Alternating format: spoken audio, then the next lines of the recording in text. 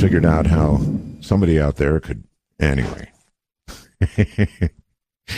Good luck. If you've got a good ghost photograph, I mean, we're looking for the best. So send the best. Send it to webmaster@artbell.com. That's where the ghost photographs go. Thousands of them, I hope. Not really, for Keith's sake. Send it to webmaster@artbell.com. And for ghost stories, we are going to have Spooky Matter on Halloween night. And if you have a good ghost story, and when I say good ghost story, I mean I want to be scared. Okay? So that takes a good story. But I have been scared on several years we did this, and it scared me. So anyway, send me a little, a kind of encapsulated version, if you would please, of your ghost story in email. And include, if you would please, your a phone number. And then Spooky Matter Night, we very well may call you. All right. Now, open lines, here it is. Well, coming up. I'll define it in just a moment. Let me get the rest of this in. I've got a couple of emails that have me concerned. This comes from Earl up in Montana. Art, I was driving through South Dakota yesterday on I-90 between Wall, Drug, and Rapid City when I started seeing dead cows and horses all over the north side of the interstate. I was driving west toward home. There were dead cattle lined up head to tail along the fence of the interstate like they were walking and all of a sudden just dropped dead. It was kind of like something from a disaster movie. I've been driving truck over 30 years and I've never seen a sight like it. They were also lying in groups dead, an amazing sight. Whew. I don't know, Earl. First, I've heard of it. I know there was rough weather up there. Whether that had something to do with it or not, I don't know. But you're right. It's like scene out of a movie. That's freaky. The nation's economy is on the line. President Obama and congressional leaders grouped inconclusively. It looked like it said groped. Anyway, the Republicans' leader came out of the White House and, along with the other Republicans, took a side entrance out the White House and went back to Congress. So we don't really know what happened, frankly. The news is taking this as perhaps good news that, I don't know, they're not throwing grenades at each other anymore. We'll see. Under pressure from governors, the administration has now said it will allow shuttered national parks to reopen, but only if the states pay for it. Sheesh. Oh, what a day we live in, huh? And then there's this, and I consider this to be a legitimate person who has emailed me. I checked out the name. That's why I consider it legitimate. Art, please don't give my name, but I work for the FDIC. They floated a number of 20 banks failing per weekend if we go into default. I'd love to keep giving inside info if you want, Art. But when I heard they expected 20 failures per weekend and possibly one of the too big to fail banks to fail, I almost felt like making a run myself. And there's more, and I won't include it now. I'm opening a channel of communication with this person. But it's really scary, is the word. Scary. They can't be crazy enough to let that happen. This is from The Anomalist. And by the way, that's theanomalist.com if you want to go and read more. Robert Hastings shares some of his impressive research regarding the link between nuclear bases and UFO interference, something I should have asked about last night. You know what? Darn it. With a collection of interviews with launch officers, and there are launch officers who have witnessed firsthand UFO encounters, indicating a disturbing level of interest in our nuclear power and weaponry. That's a partial read. You can read the rest of it. All right, so here's the deal. Open lines defined. Open lines means open, unscreened lines. That's what I'm about to open up to. There'll be nobody screening you, not that they normally do anyway. When we have a guest here, we screen for now your name, because that way I can call your name and you know it's you. And the fact that you have a legitimate question for the guest, and that's it. So they're not really screened. It's just more of a setup. Now it's unscreened. And by that, here's what I mean. When you call, it will ring about 20 times. If I don't pick up during that 20 times, you're going to have to pick it up and try again. We have many, many, many lines. So if you're ringing, you've got a shot. Now, what I'm looking for tonight is anything. Anything goes. I don't care. If you're a time traveler, by all means, I want you to call in. Sounds crazy, right, time travelers? Not so crazy, actually. If there are time travelers, the big question is then where are they? And the answer to that question could well be, well, they're here, and, you know, they're not about to walk into the New York Times and throw down proof that they're a time traveler. Just doesn't work that way. You'd be in big trouble. Big trouble. Probably never make it out alive. So I understand that they could be in our timeline and not exactly really vocal about it. I wouldn't be.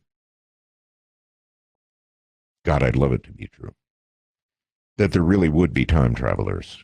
That time travel really would eventually be possible. Or, if you think you're the Antichrist, I certainly want to hear from you. Vampire zombies, or just plain old peoples, humans.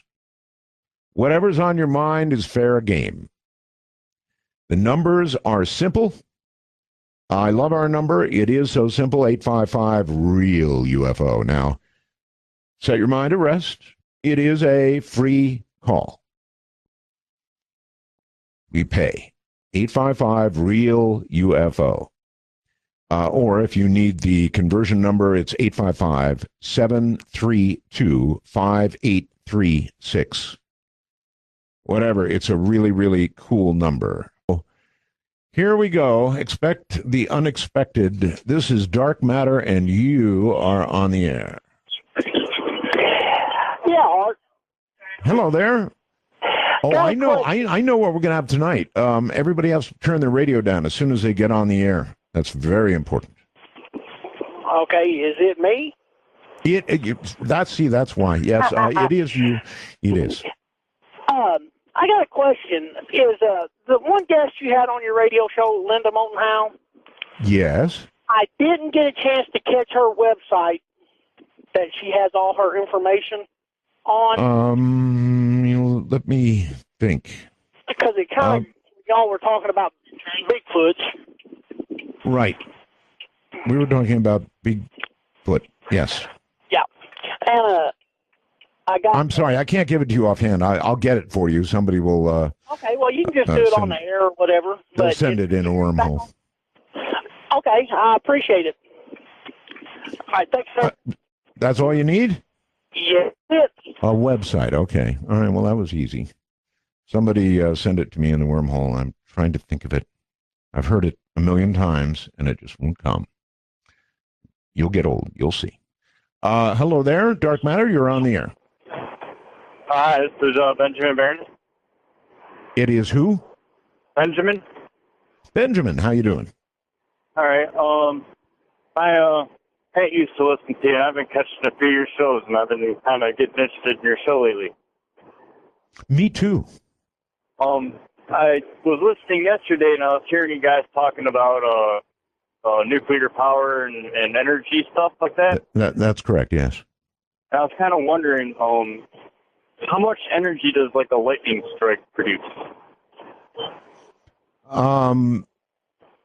It produces a very, very great deal of energy.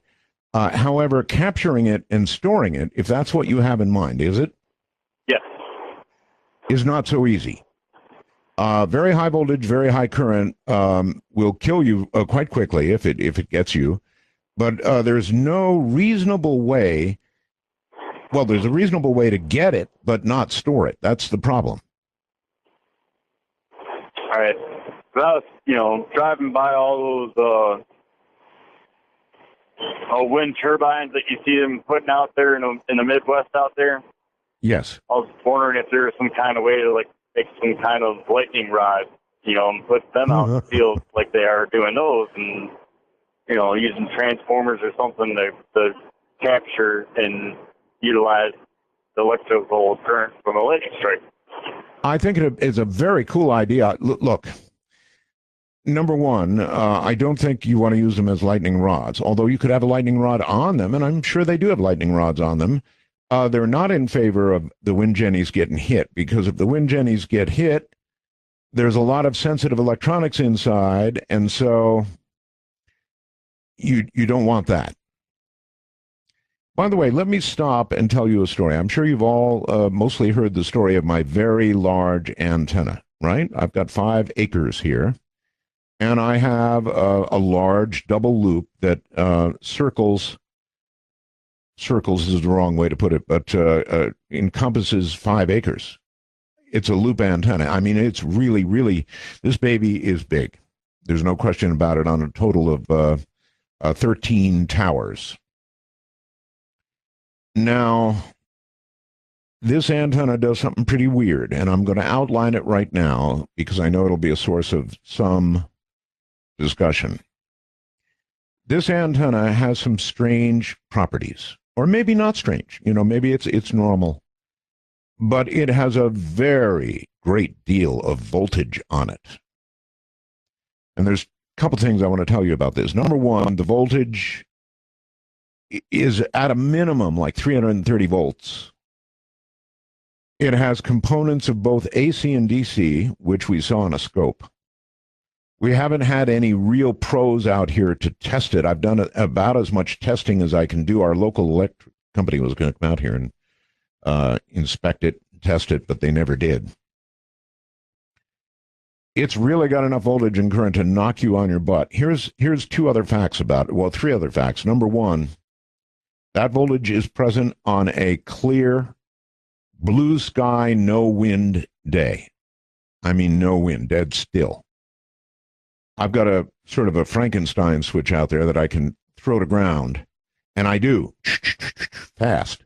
So you would think there'd be a rise time for that voltage, but there isn't. It's there instantly. You can draw a like 1/4-inch spark every time you close it to ground. And I mean, even in rapid fashion. So the rise time is awfully quick. So that's pretty weird, right? Then people said, well, it might be coupling from your local electric lines. I thought, well, that was a reasonable suggestion. So we tested it when we had a power failure. The voltage was still there. In fact, frankly, I view the voltage as more of a bother than anything else, but of course it has possibilities. I have something that takes it to ground, and I did that after I lost about 2 or 3 very expensive radios. Well, 3, actually. Very expensive. And so I have a special apparatus that takes it to ground with a choke and some other stuff. Goes to ground. Safely discharged to ground. It's an awesome antenna. Then there's one other thing. And you might want to explain this to me, and I probably, it's bad luck for me to be saying this right now, but bear in mind I have 13 towers out there. The center tower that I feed is 100 feet, better than 100 feet high. The others are, I think, 76 feet each. This is a big deal. In all the years that I've had this up, you would imagine that I would have been hit by lightning a lot of times, but it's never happened. That's me knocking on wood. It's never happened. You know, we're going on 15, 18 years, whatever it is. I should have been hit a whole bunch of times, but I haven't been yet. Knocking on wood. Now, there is a theory that having this many towers, and they're all grounded, may protect me against lightning. I don't know that to be true, and I could well get hit by lightning, and the whole thing could, the whole theory could go up in smoke. It's me knocking again. And I tremble every time we have a big lightning storm. But it's kind of interesting. If you go out in the dark and there's a thunderstorm coming over, you can see a kind of a purplish ball of something, like a little plasma ball at the top of these towers. And then there'll be a lightning strike and poof, the little purple balls are gone. So it may be protecting me. And every time I say that, I have to knock on wood because, you know, as I mentioned, I tremble every time. So that's what I've got here. That's what it does. And, you know, theories beyond that of what does it, you're welcome to contemplate. If anybody has serious equipment, wants to come out and test it, it is available to be tested. Call before digging. Hello there. You're on the air. Dark Matter. Hey, this is Jojo. I wanted to ask, yeah, how you doing? I wanted to ask a question. What is your belief on, like, what is your take as far as, like, if we were to discover life out there, would it change people's belief on this planet? Like, would it, like, shatter the belief of people? I guess it would depend on, well, let me turn it around on you. Okay. If we suddenly discovered aliens and we simply had discovered that there is life elsewhere, would that bother you? No, I think somebody had to create them. So I mean, that would be possible. Yeah, I'm with you. So it wouldn't bother you, right?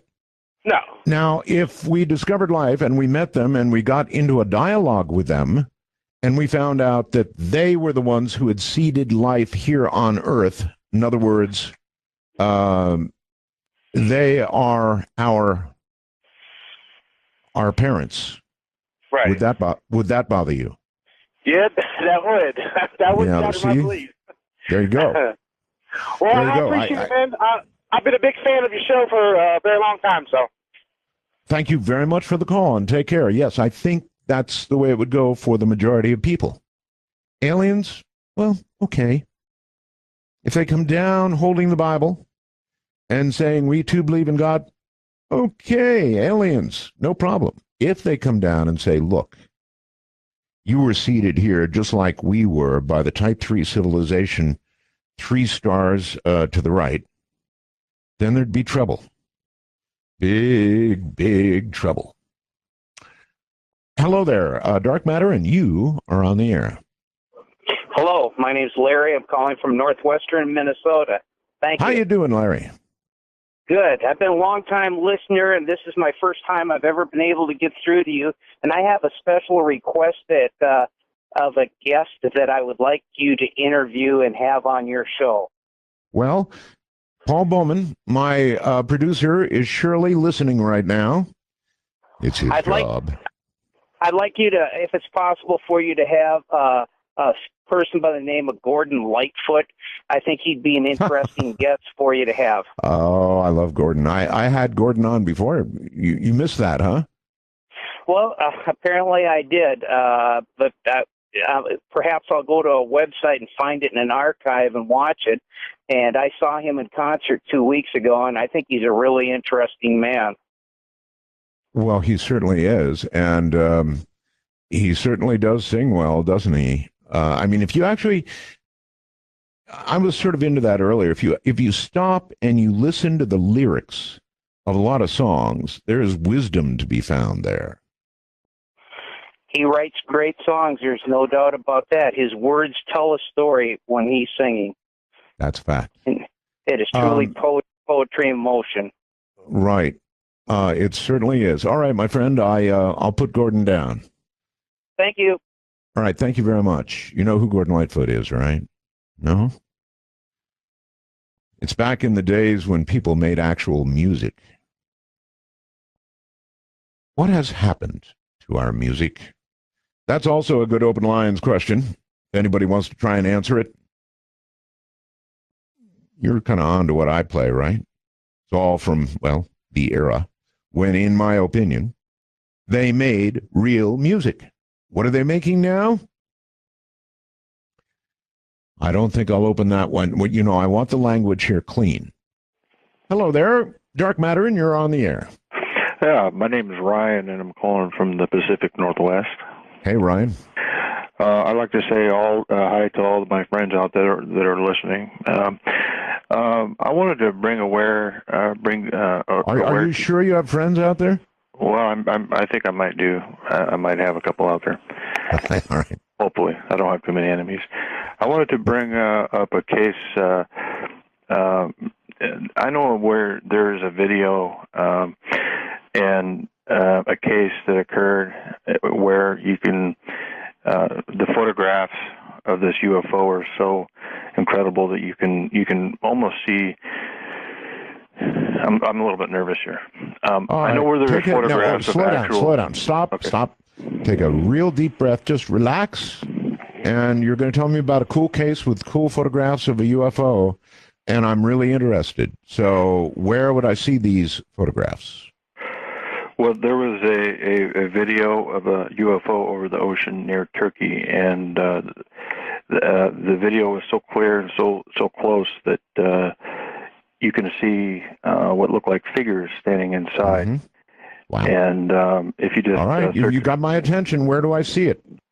Well, I was going to say that if you're going to have Roger Lear on as a guest in the future, he has the images and he has the videos, and also if you search it down, if anybody searches down for Turkey UFO on the internet, there's a link to this analysis that this expert did in Chile, and I just wanted to point out to the audience that we've been looking for these kind of images for a long time. All right, I have an idea. Why don't you do this for me? Go find the link you were just talking about and send it over to webmaster@artbell.com. Now, if you do that, Keith will look for the link and put it up on the website. How would that be? Sounds good. Okay, can you do that?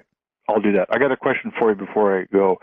Whatever happened to the show you did with this mysterious Victor who claimed to have snuck a tape out of Area 51? Did anything ever come of that? Did you ever figure out who that guy was, or was it all set up? Do you remember that show? It absolutely was not a setup. Nothing I do on this program is a setup. Everybody thinks, I don't know, JC is a setup.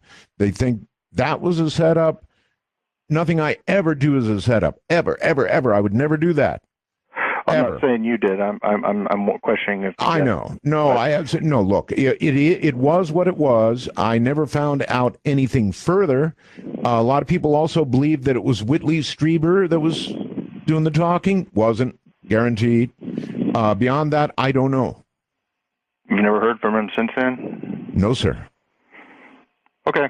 I'll send that. But I'm totally open to it. If anybody to do with that or any other case wants to get a hold of me, hey, we'll talk. No problem. I'm open for anything. You all should know that by now. Anything at all.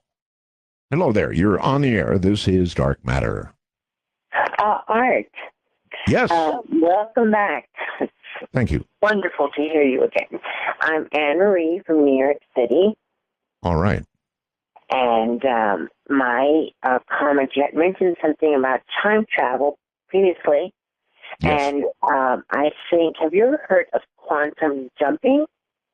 Oh, yes. It's all over the web. Yes, it is. But, quantum jumping.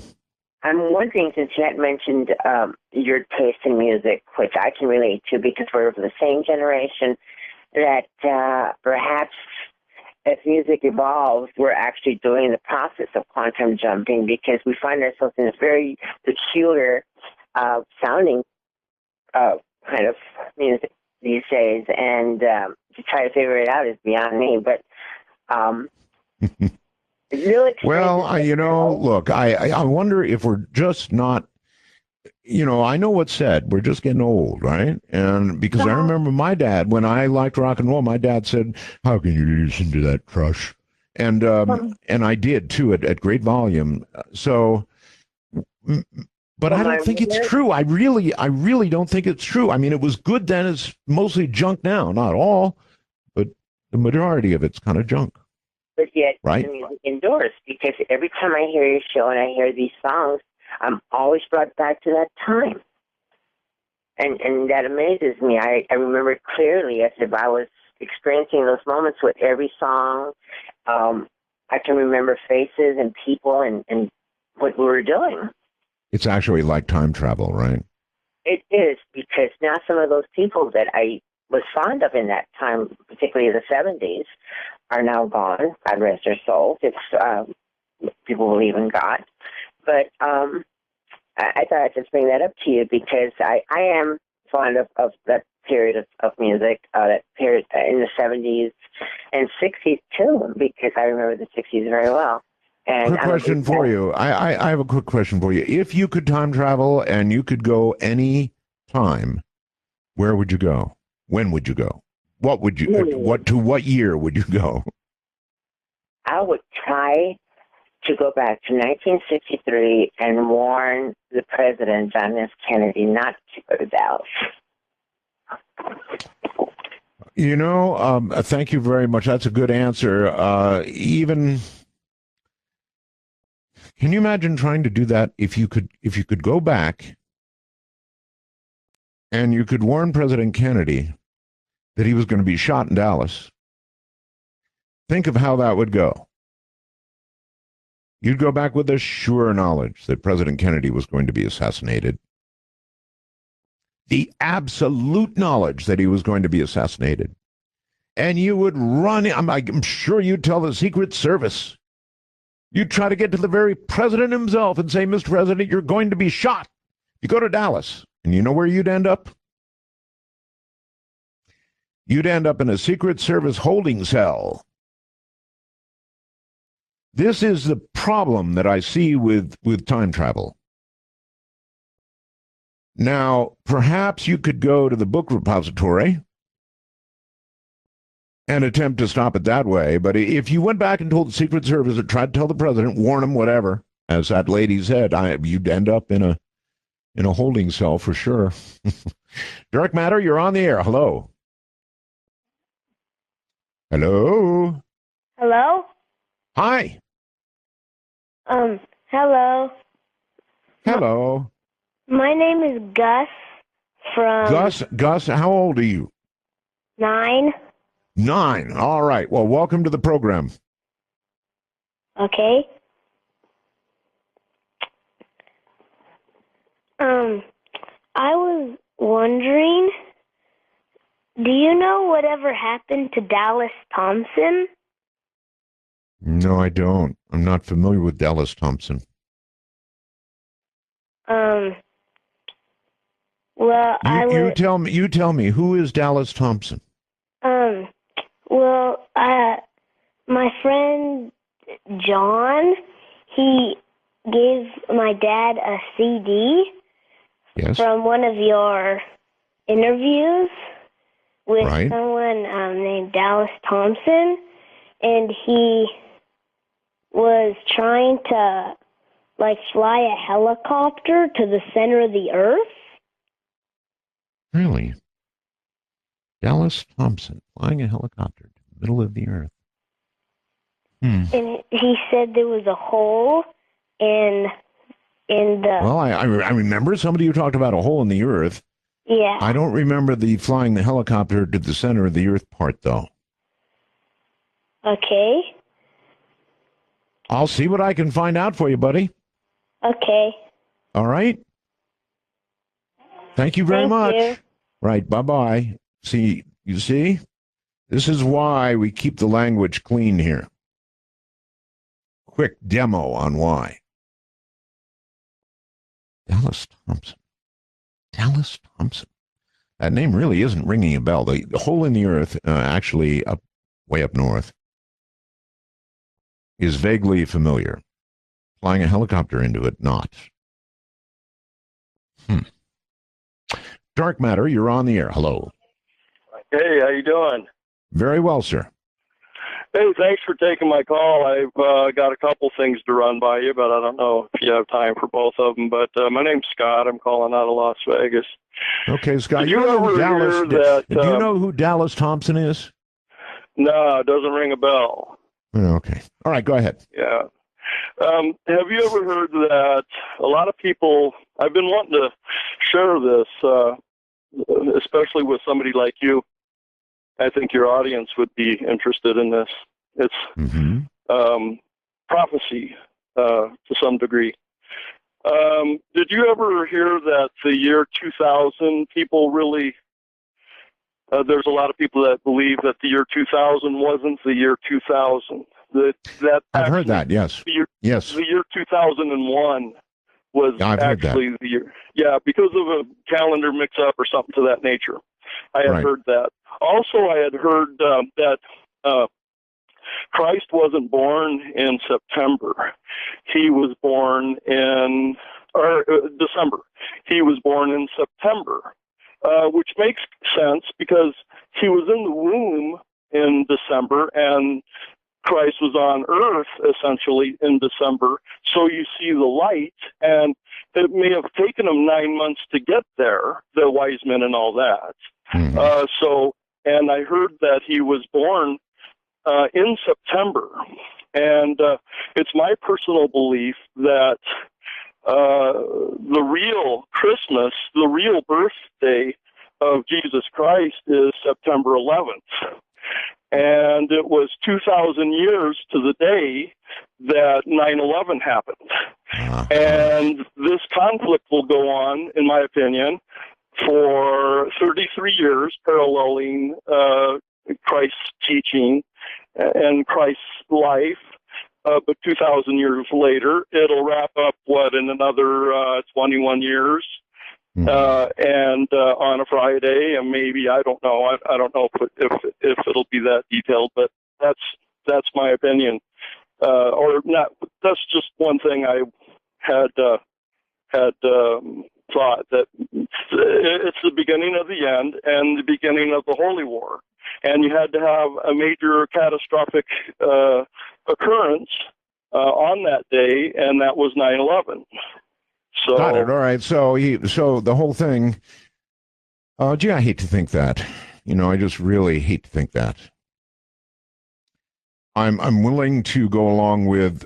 We've got a whole lot of dates wrong. I'm sure we celebrate some things on the wrong days.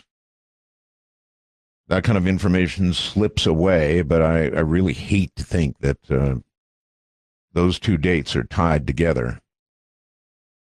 But you never know. It's Thompson. Was, I guess, on with me about 11 years ago. 11 years ago.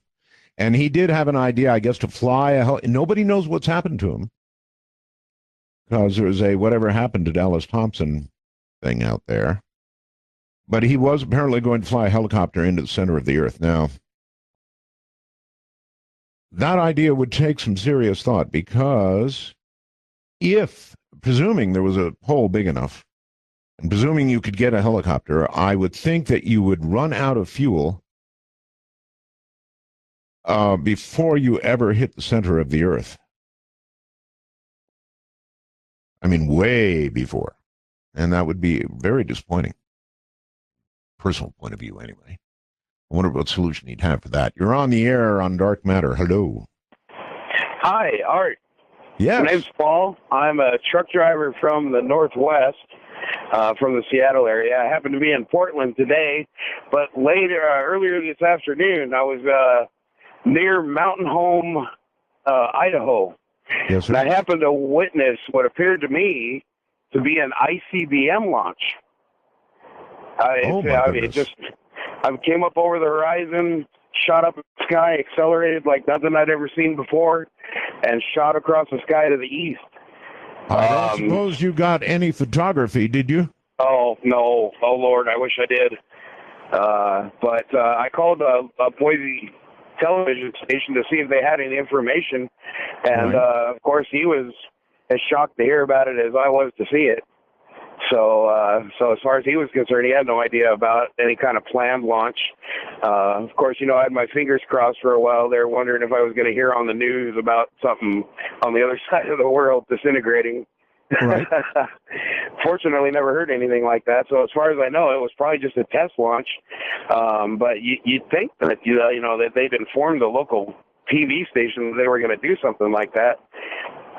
I must say, that's always been one of my biggest fears. Some of the old Armageddon-type movies where you suddenly see all these ICBMs beginning to launch in Midwest.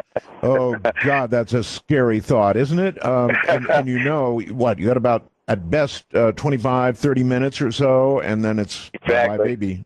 Yeah. Yeah, I was expecting to see a forest of them start taking off if everything went awry. It would have just been a whole bunch of those contrails. Really, really scary.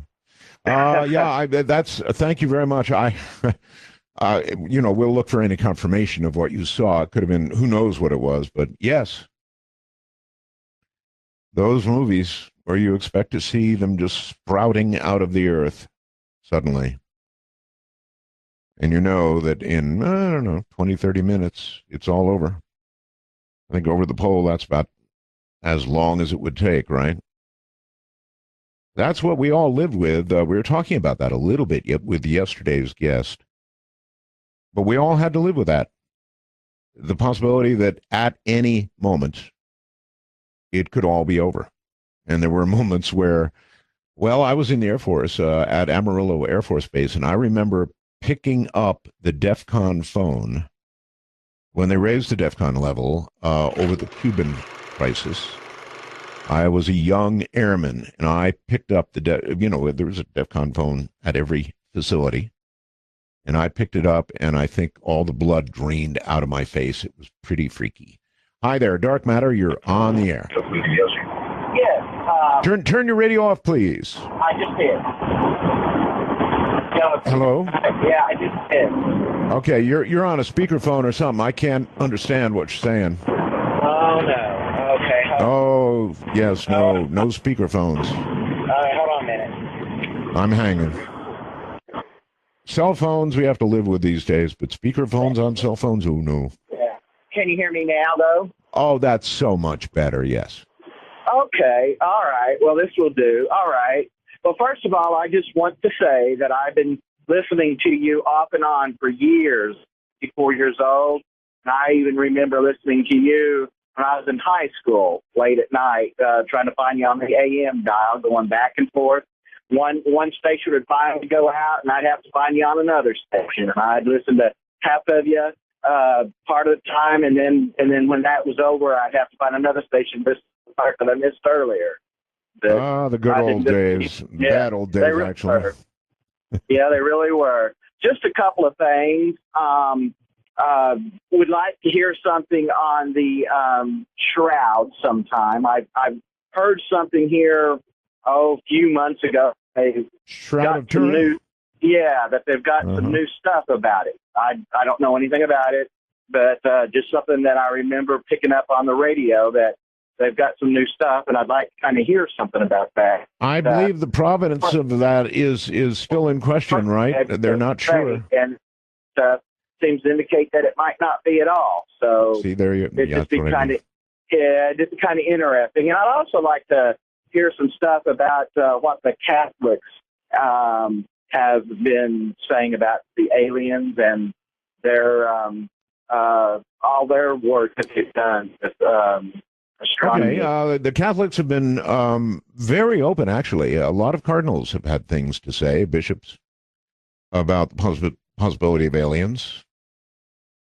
I must say, if I could time travel, I would surely, my visit would be, I guess, to the birth of Christ. I would. I'm not a particularly, as you all know, religious guy. I'm just not. But given a choice of places to go, that's where I'd go. I would want to see it with my own eyes, wouldn't you? The whole thing. Follow it for as long as I could. Right on through the early years and as I became a carpenter and see it for myself. Witness some of the miracles. Wouldn't that be something? Dark Matter, you're on the air. Hello. Yes, Art. Many Roswells, Tetra Roswells, and 51s from Belgab. I have a couple of spooky stories for you. All right. When I was a kid, about 13 or 14, me and a couple of friends were laying in our living room watching a couple of scary movies. And there was a big lightning storm outside. And a big crash happened outside. And in come this big flowing ball that came through the front room window, across our heads, and dissipated on the back wall. Ball lightning? Might be. It was pretty freaky. I take it nobody jumped up and tried to grab it. No, we were too in awe of it to do it. Good choice. Yes. And also, when I was a kid, about one, we lived in a house over on the south side of town. And 1 year old? Yes, 1 year old. You remember when you were one? I don't remember, but I was told by my parents. I see. Okay. Yeah. So, the gas on the stove would turn on at random times during the evening, and the toilets would flush at random times, and nobody was in the bathroom. And there was a room upstairs that it can be cold as hell outside, and it'd be warm, like 90 degrees. And when it was warm outside, it would be cold as heck in that room. Well, that's pretty weird. I'm afraid that if, my gas was coming on by itself, I'd be thinking somebody was trying to do me in. Yeah, that'd be a pretty good assumption. But my dad and my mom went to Illinois to get some holy water for my very Catholic great-grandmother. Oh, really? Yes, and they brought it back to the house. And my grandma on my mom's side took the holy water upstairs and sprinkled it on the door frame and said, if there's any evil spirits in this house, get out. Did it sizzle? The door frame shook. It would have been so cool to see that. Thank you very much. On video or something. Usually, it's a person in the throes of being occupied by an evil entity of some sort, and it's usually sort of tossed by the priest, right? When it touches somebody with the devil in there. You're on the air. This is Dark Matter. Hello. Hello, hello. No, you're not. They got shy and we just missed them is what happened. Hello, you're on the air. Dark Matter. Hi, Art. Many Roswell to you. Thank you. My question is there any update or any word about Mel's Hole? No, none whatsoever. I've got word out, and we're checking, and we're sort of checking all the way to Australia because if he's around, that's where he's going to be. So I can't give you any updates. Okay. Another question. Have you or would you ever interview Travis Walton? And what do you think about his story? I have interviewed Travis extensively, and I think it's a very compelling story, extremely compelling, and I think he's telling the truth, and so the story is what it is. And I've interviewed him, full show interviews. Oh, that'd be great. I'll have to look that up. And one more thing. Are you familiar with the psychic Sylvia Brown? Of course, yes. Would you ever interview her? I might. I'm not really big on psychics. Okay. it's so subjective. I would like to believe in psychics. I've known a couple that were pretty darn good, but I don't know. For the most part, it's subjective, and I sort of stay away from it. Understood. Okay. All right. Okay. Yeah, I appreciate everything you're doing, Art. Thank you. Okay. Thank you, All my right. friend, and take care. I guess that said it the way I want to say it. It is sort of subjective. Anybody can sort of say they're a psychic. And separating the wheat from the chaff is really a job when it comes to that. You're on the air with Dark Matter and Art Bell. Hi. Hello? Oh, I guess I didn't push the button. What a dummy. Now you're on the air. I can tell because you have your radio on. Hello. Just turned it off. Sorry, Art. Good evening. No, that's quite all right. Everybody's going to have their radio on. I know. That's okay. I'm just calling about there was caves in the Midwest that you reported on years ago that they found That's right. Egyptian artifacts. Whatever become of that? I don't know. People are going to ask me these questions, and I'm sorry I can't say. Well, they're in a museum now, and you can see them. I don't know. It's not a good, satisfying answer, but it's the only one I have. Okay, Art. Thank you, sir. You're very welcome, and take care. There's going to be a lot of that, and a lot of times I'm going to say I don't know because I don't know. But yes, there were caves in the Midwest that people were exploring, and they were finding fascinating things in them. But beyond that, no. Dark Matter, and you're on the air. Hello.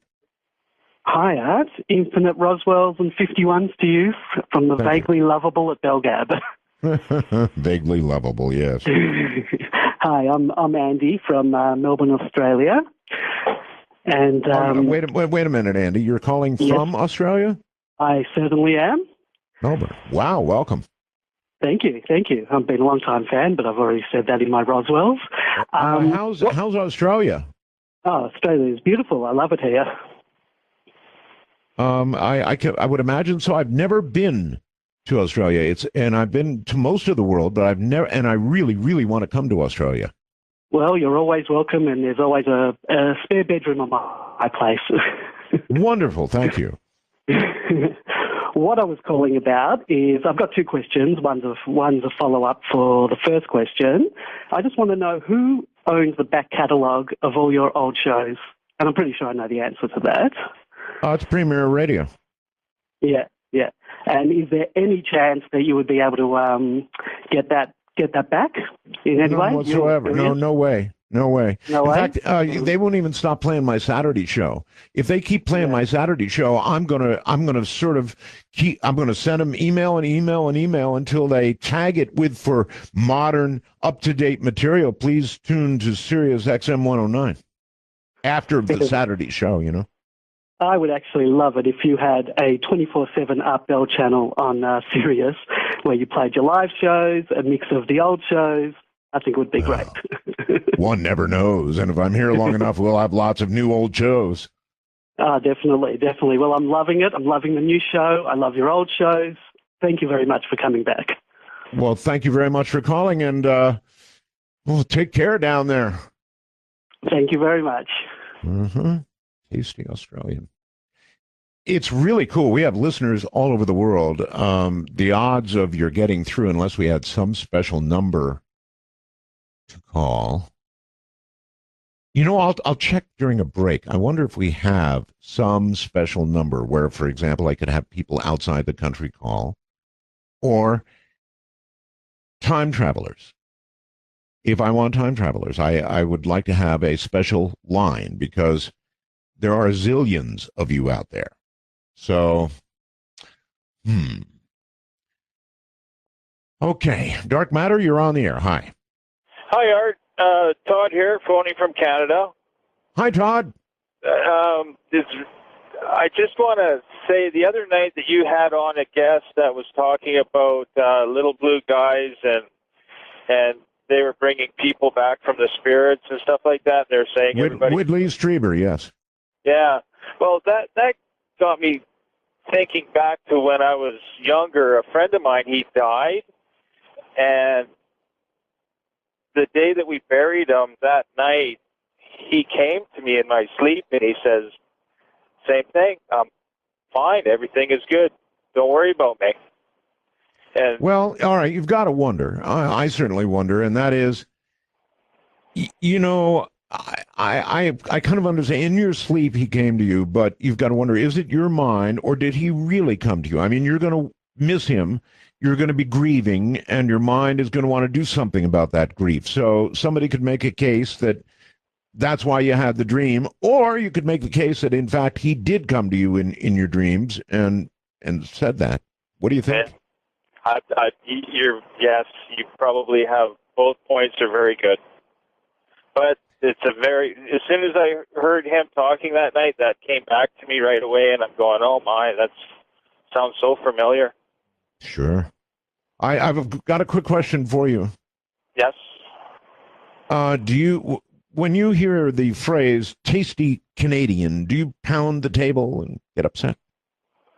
No. Okay. No, not at all. What do you mean by that? Well, actually, it goes back a long, long way to. We were joking about a war between Canada and the U.S. We were joking about aliens, and we got to talking about who would be tasty, and I don't know, tasty Canadian came up somehow or another, and I was wondering if it was horribly offensive to you, or I mean, it's a sort of a lovable term. Oh, sure. Us Canadians, we're pretty peaceful people, so. I do, and you are, sir. Thank you very much. Yes, very, very easygoing people. Almost sometimes too easygoing. Interviewing Canadians is always interesting because they're sort of, I'm not sure what the right word for it is, but very matter of fact and very interesting people. Tasty Canadians. Hello there, Dark Matter. You're on the air. Hey, how we doing? We are fine. Are you a doctor? No, I am not a doctor. Okay. They always say, "How are we today?" I was actually calling about a medical thing that happened to me that was quite interesting. Okay, Dennis say that too, by the way. All right, medical. What happened? Well, I was having some shoulder pain, and I went to the local hospital, and they were going to give me an MRI to check it out, see if I tore anything in my shoulder. And they asked me if I work with metal or anything before you do an MRI, and I said, yeah, I'm a pipe fitter welder, and they said, well, we'll have to do an X-ray first. So they X-ray up around my head, my shoulder area, and they said, oh, you have a piece of metal in your shoulder. I didn't think anything of it, and I said, well, maybe, something gets under the skin. In my profession, you bump into sharp metal, could happen. So they said, well, we can't remove it with people with this and, this stuff, metal in their shoulder or something like that. We're going to send you to a bigger hospital up in Boston. So they do. I go in there thinking they just got to pull a shot of metal out. I'm thinking, is it a bigger operation or something? And, they just numbed up the area, and he pulls out this metal, and I take a look, and it's like a little shiny cylinder tube, like stainless steel. And I asked to look at it, and before I could, the doctor just walks out of the room with it, and told the nurse to patch me up, which was basically a Band-Aid, and it wasn't really much of a procedure. And then I asked them if I could see the piece of metal, and they said, oh, we already got rid of it. And it was... and then I go back to my local hospital, my local doctor. I go, that really wasn't much. And one of the nurses there just said, yeah, whenever anyone has one of those little pieces of metal in it, we send them into the bigger hospital in Boston. Why is it I'm thinking there's a hospital, you said Boston? Yeah. With a whole room full of jars that are filled up with things like what came out of you. Yeah. So, and then miraculously, that thing comes out of my shoulder, and it's the side that I was having pain on, and they pulled that out, MRI'd me, found nothing wrong, and within a week, the pain that I was having in my shoulder was gone. Wow.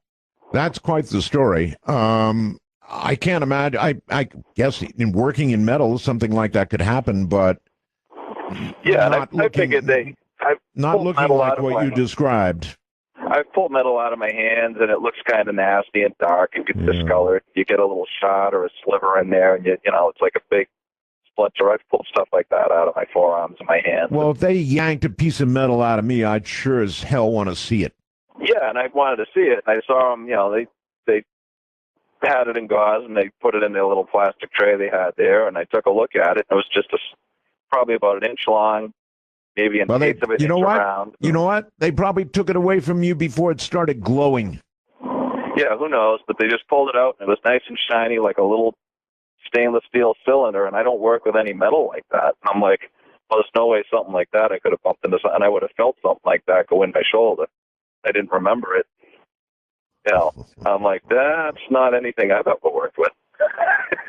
Oh, and, that's wild. That's a wild story, my friend. They just threw it in the dish and walked away with it. And I said, hey, can I see that piece of metal? And they're like, oh, we already got rid of it. All right. Thank you very much. No way. No way I'd so want to see it. In fact, not only would I want to see it, I'd want to keep it. I'd want it in my own little jar. Thinking the worst, I think of a room there in Boston full of little jars, full of little things like you just gave up. You're on the air, Dark Matter. Hi. Art, I have a question for you. Good. How did you get so into radio? Did you build kits? Did you take apart old radios? Did you read schematics? How did you get so hands-on with radio? All of the above. From the time I could go around the neighborhood and collect. I did this, actually. I'm not proud of it, but I went around the neighborhood collecting old radios for a charity that really did not exist. I was very young, and statutes long past, and I would take them apart and build stuff. And so, yeah, that's how it happened. And all my life, I've never done anything but radio. That's fantastic. Okay, well, thanks for that. And I just wanted to say I'm a long-time listener. I heard about your return from Bell Gab. However, I think it was very gracious of George to announce your return during his own broadcast. Yes, that was so gracious. And I guess thanks for the ride, and I'm listening again. All right. Take care, my friend. Thank you. It is amazing, isn't it, how one site gets around to the degree that site does, Bell Gap? I mean, they come and go. Sites rise, these chat sites that talk about things like this program and programs like it, or that discuss similar things would be a better way to phrase it. It's an amazing age we live in today. On Twitter, I'm ArtBell51. On Facebook, well, I'm just me. But you have to be on these things today. Although I admit to enjoying it. I've got an iPhone 5 strapped right here to my hip. And it's a world that's kind of a lot of fun. For a techie, it's a lot of fun. I made a request during the break for a special line, and we do have a couple, frankly, but we can't give them out because they'd be abused, and we need them for, guests, things like that. So those numbers we can't give out, but we can probably request and get another line, and I hereby make that request. So far, SiriusXM has virtually done everything I've asked for. Now I'm asking for a special line so that in the future, if we want time travelers only, if we want overseas callers only, we'll get it. And we can do that by having a special line for nothing else but that. So tonight's show proves that that we need that. And I think that should be enough. What do you think? Here we go. Dark Matter, you're on the air. Hi. Hey, Art. Hello. Yes, hey. Hey, Roswell's, man. Thank you. Yes, actually, I just went through Roswell about an hour and a half ago. I'm a truck driver. All I just wanted to make, I just wanted to make a point that all those dead cattle up in South Dakota, they had a Yes, sir. freak snowstorm up there. I know. There's They had bad weather. Yeah, I know, but you would think, though, wouldn't you think that, cattle are used to weathering storms, right? Well, you get that cold and that much snow, they can't move around. They can't move around. They can't get any blood flowing. They can't get no blood flowing. They can't stay warm. They all hunt together, but they do freeze. I mean, that happened out in the West a lot back in the olden days. But the reason I called tonight, I'm one of them lucky people. I have seen a Bigfoot, a Sasquatch. Where? I was in New Mexico, going between Santa Rosa and Las Vegas. I was headed up the hill, and I come up over this hill. I'm a truck driver, and I come up over this hill, and I've got real good bright lights on my truck. But I saw there's a white house on one side and a white barn on the other side, and both of them have these outdoor lights. And I saw a shadow coming across the house there. And I thought, man, that's headed right for the road, so the hair on the back of my head standing up right now, it still freaks me out. But I saw the shadow coming across this house, and it got my attention because it was headed for the road. And sure enough, that dude walked right across the road right in front of me. He's probably 100 yards in front of me when he walked across. All right, describe the dude. Well, he's a big, tall guy. I don't know how tall. He's about 8 foot, I guess. And there wasn't really a whole lot I could see. It was about 3 o'clock in the morning. And was the dude covered with hair? Yeah, it was real dark hair. You couldn't really see a lot. The light didn't penetrate enough to see anything. I mean, you could see the guy walking across the road. Spot of him because the light just didn't reflect off of him, Okay, we're beginning to lose. I'm sorry, we're beginning to lose you. So you got to look enough to know about 8 feet tall and hairy. I guess he's gone. It's too bad. Cellular phones. There is a movement on. I would like to say this about cellular phones. To increase bandwidth, and let me explain to you what that means. The first cell phone company that increases bandwidth and gets back to the kind of commercials where you can hear a pin drop and it really sounds good again is going to get my money. And I really mean that. The first cell phone company to come out with increased bandwidth, in other words, a good sounding phone, kind of like the old days, is going to get my money. And it's coming. I am told that there are some of the biggest cell phone companies that are now beginning to work on that very concept. Wouldn't you love to see those pin drop commercials again? Dark Matter, you're on the air. Hi. Hi, this is John, but they call me Earthquake. Okay, Earthquake. I like that name. Well, I got it because I'm a pilot, and when I was going through flight school, my instructor always told everyone that he could always tell when I was doing my takeoffs and landings because his coffee mug would shake. I don't know if that's good, but okay. Well, but anyway, I'm calling because this guy Dallas, I remember that show very well, and my horse poop meter broke that night. It was it was extremely unbelievable. You don't remember? You were really I can't believe this guy is actually this stuff is coming out of his pie hole. Well, maybe it was not that memorable for me. Well, it was probably you had the most, I guess, patience that I've ever heard you have with anybody.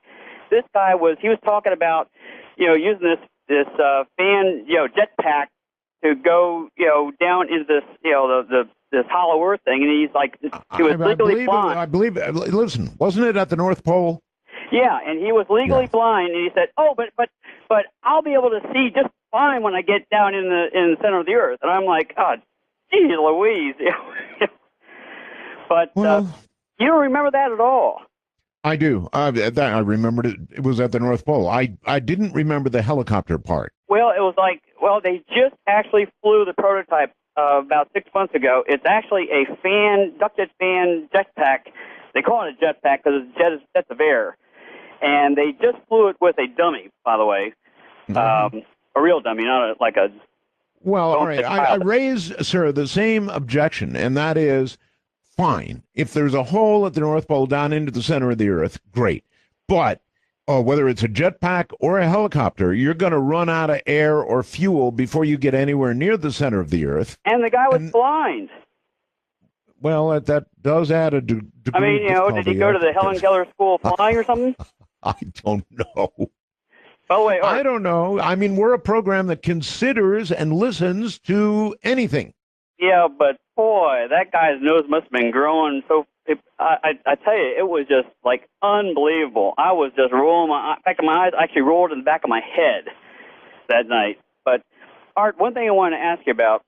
Yes. I'm a pilot, and I'm building an airplane. And what I plan to do is I plan to break the absolute world record for doing outside loops. Now, really? my only problem is I had been sick for the last 7 years. I've had like MRSA 7 times. I've had like 6 or 7 back operations. Right. I became diabetic. I had to sell the airplane I had then, but I became non-diabetic. I lost weight and I got off some medications I was taking. And my problem is I need I don't know, $25,000 or so to get this sucker finished. And it's like, I have no idea how I'm going to come up with this money, especially now with, the government going broke. Geez, I was even hoping to maybe, talk to somebody about getting a grant or something. But do you have any idea how one could get an airplane finished in this world right now? No. I mean, I have the engine. I actually helped design it. The plane is going to be stressed for 9 G's positive, 6 G's negative. And, I think I could do it. The woman who has the record, she did a 206 outside loops, but she had a husband who was a multi-millionaire. Listen to me. If a guy with horns, kind of glowing red, came to you and said, "Look, son, I know you need 25 big ones to build this plane. All I need is your signature down here at the bottom. It's this little soul thing, and you sign this and you get your money." I'm crazy, but I'm not stupid. But so no deal, huh? But no. I will do a lot of things, but I won't sell mine or anyone else's soul. In fact, I'm the guy that if the guy that's what I call serious faith, my friend. Serious faith. I think sometimes good things happen, but like I'm the kind of person that there was a movie out where some guy will come to a couple with this box with a button on it, and if you push the button, you became a millionaire, but then someone else in the world died. That's right. I would not. I would do that. Not on a hot bet. Nope. Okay. Absolutely not. But then again, nice guys don't get the airplanes finished. That's right. Look, a lot of people would say, I really don't believe in all of that anyway. Sure, I'll sign. Here you go. How many of you would do that for $25,000? It's a guy with horns, and he's glowing a little reddish color. And yeah, his eyes are kind of glowing red. But he's got $25,000 in cold, hard cash. All you got to do is put your signature on that line. You don't believe in all that stuff, right? Sign here. Dark Matter, you're on the air. Art Bell, this is Bill, one of your friendly truck drivers calling you in. Welcome back, buddy. Haven't heard you for a long time. Thank you. It's pretty cool as a truck driver that you can drive from one end of the country to the other and never lose the signal, huh? I love that satellite thing. That is the best thing since sliced bread, I got to say. It is. I just heard about you back last night. I had a buddy call me, says, "Have you ever heard of this guy?" And I go, "Oh, my God, no way." Because, he told me, I listened to you last night. Welcome back, man. This is awesome to have you back. Well, thank you. We're trying to abbreviate that. When people call, they say Roswell's. What that means is, love you, nice that you're back and all that kind of stuff. Well, many Roswells. Hey, on that cow thing going on up there in South Dakota, that was because of that big storm. We had a bunch of our drivers getting through there. And any idea how many cows were lost? It's in the thousands. And the problem of it is why that guy's stacking them up against the fence is in protest to the federal government being closed down right now. He can't get any aid to help clean it up. Oh, brother. Yeah, so it's going to be a rotten pile here pretty soon. A very stinky pile, yeah. Yeah, that's that. But, yeah, still out here, still driving. Glad to hear you back. I've seen another Bigfoot since I've talked to you last. I just heard that other guy talking about it, and they're out here. That's my fourth one I've seen. Listen, I've heard, maybe you can tell me, I've heard there's going to be a truckers' protest back in D.C., where they're going to just sort of line up and do 55 miles an hour. Have you heard about that? Yeah, they did that back in, I believe, Reagan days, too. But I think it was some guy just kind of barking up a tree and hoping to have some followers. There might be a few hundred, but I doubt it's going to be a big jam like they participate. I mean, the price of fuel, the price of a truck, I can't afford to take a day off, as it is. So it's, why would you want to do that? I know that you guys were getting the hell squeezed out of you, and it was just getting rougher and rougher and rougher. So you're saying you have to be in that truck working it virtually every day? Right. With the new hours of regulations they just passed this last year, it's outrageous. I mean, they're forcing now. We're only allowed to work 14 hours in a day. We're only allowed to drive 11, and anywhere in a consistent 8-hour period, I have to take a 30-minute break. I'm forced to do that. And a 34-hour out would give me a 70-hour clock again because we work as a 70 and 8-hour clock with the company I work for. And I'm only allowed to do one of those every 168 hours, which is every 7 days. I've got a question. Yes. In the old days, people used to bend the regulations. Truckers, would make up one log and make up another log and stuff like that. Is that still going on? It is, but in today's technology, those were called comic books, We're running on electronic log books, and they're really neat because most of the law enforcement, when they ask you for your logbook, you tell them what's in there on the dashboard of my truck. We're running an electronic onboard computer, and they don't want to have nothing to do with it. They just look at it, that's interesting. Okay. All right. Thank you very much. Yeah, of course. This is a cool deal for truckers because, you're sailing through the night. You're working a lot of hours, and you can only listen to music so long before, and it's good for a while, actually, but then after a while, to stay awake, you really need something like this. Talk radio, and it will keep you awake. You're on the air on Dark Matter. Hi. Roswell. Hello. Yes, thank you. I have two words. Turn, please. It's off. I have two words. John Titor. Sorry. John Titor? Yes. Do you think he was real, or maybe a Phil Hendricks? Oh, you're talking about Teeter, the time traveler. Yes, him. Titor. I didn't get that for a second. Teeter. Sorry. That's all right. I don't know. I think he is probably the strongest case that we've had yet, in terms of one who's been talking to us about this. I think he's the strongest. Now, his thing was different timelines every time he traveled back and forth. So maybe his things didn't come through, or maybe didn't come true. But he kind of reminds me of Phil Hendry from 2036. Really? Okay. But no, I just thought your thoughts on John Titor. Well, I'd love to interview him. Those are my thoughts. If he's out there, and if he crosses this timeline, tell him Art Bell's on Sirius XM and wants to speak to him. Gosh, I wish I had a... the people who are on the lines right now really want to get through, right? So I can't really wouldn't be fair to have them hang up and then say time travelers only. That just wouldn't be fair. What we need is that special line, and we will work on it. How about that? You're on the air. This is Dark Matter. Art. Hi. Art Bell. It's wonderful to speak with you.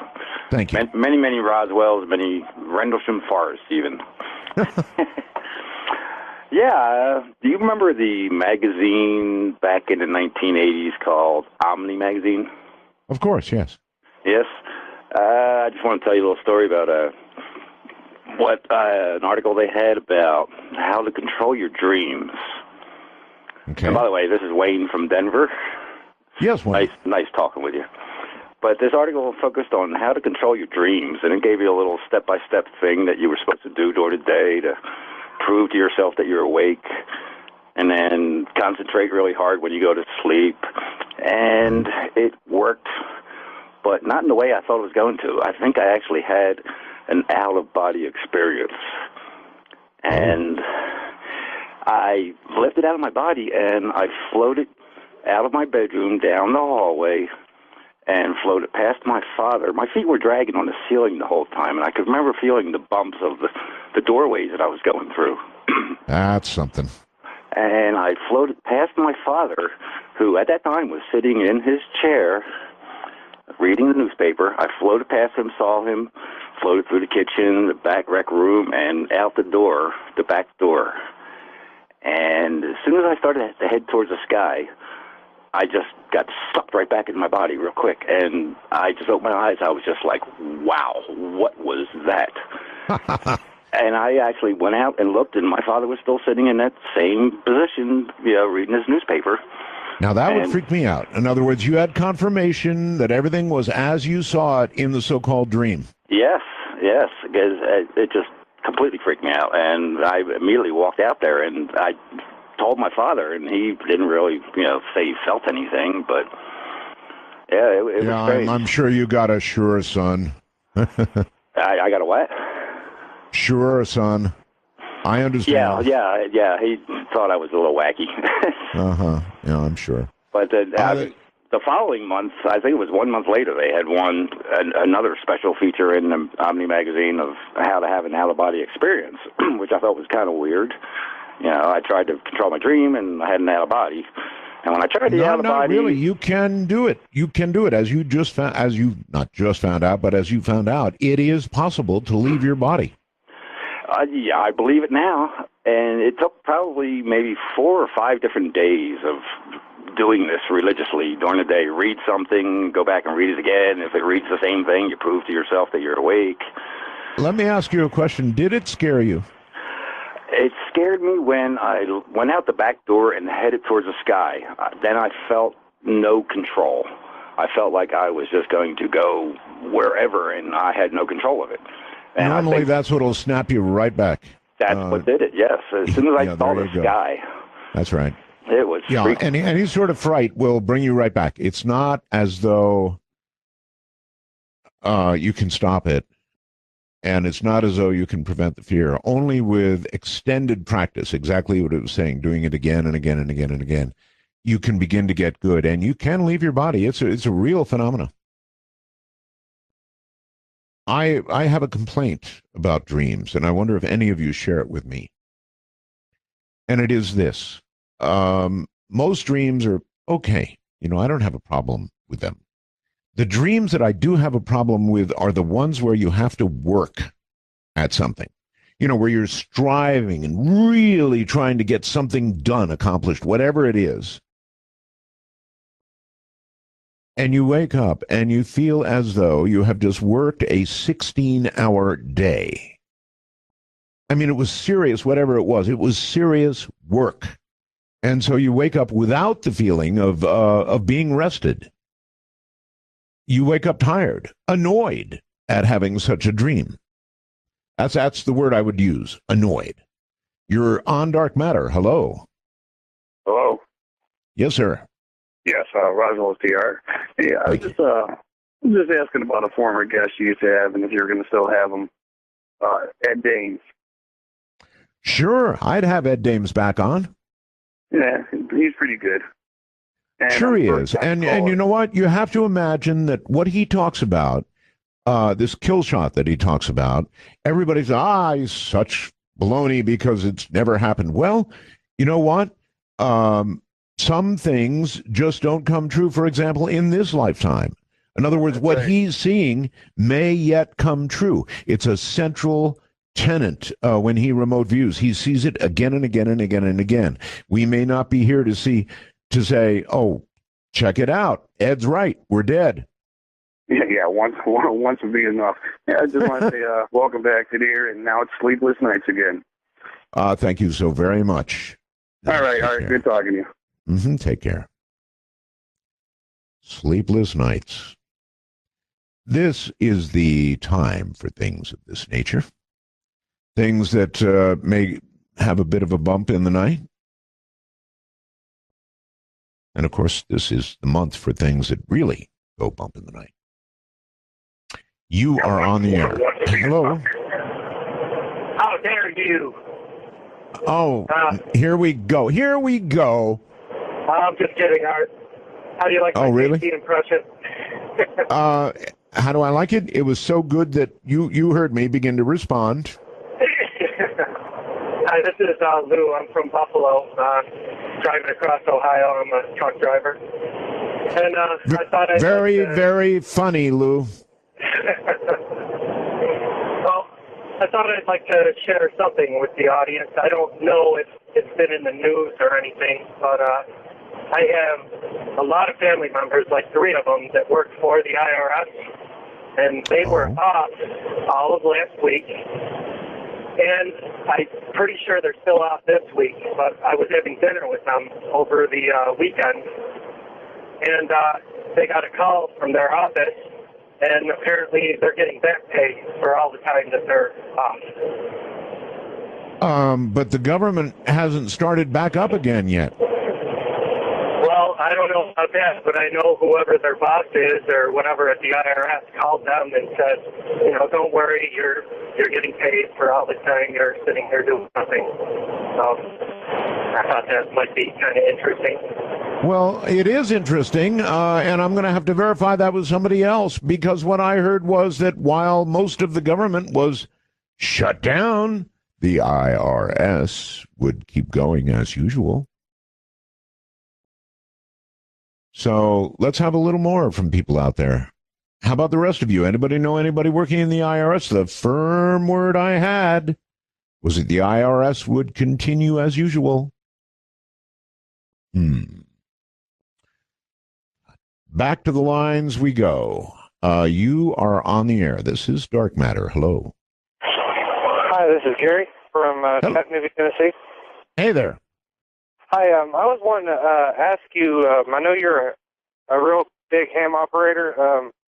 I'm a truck driver, and I notice, like, when I'm driving down the road, if I got my CB radio on, that I can hear people I'll be in Ohio, I can hear people talking from California.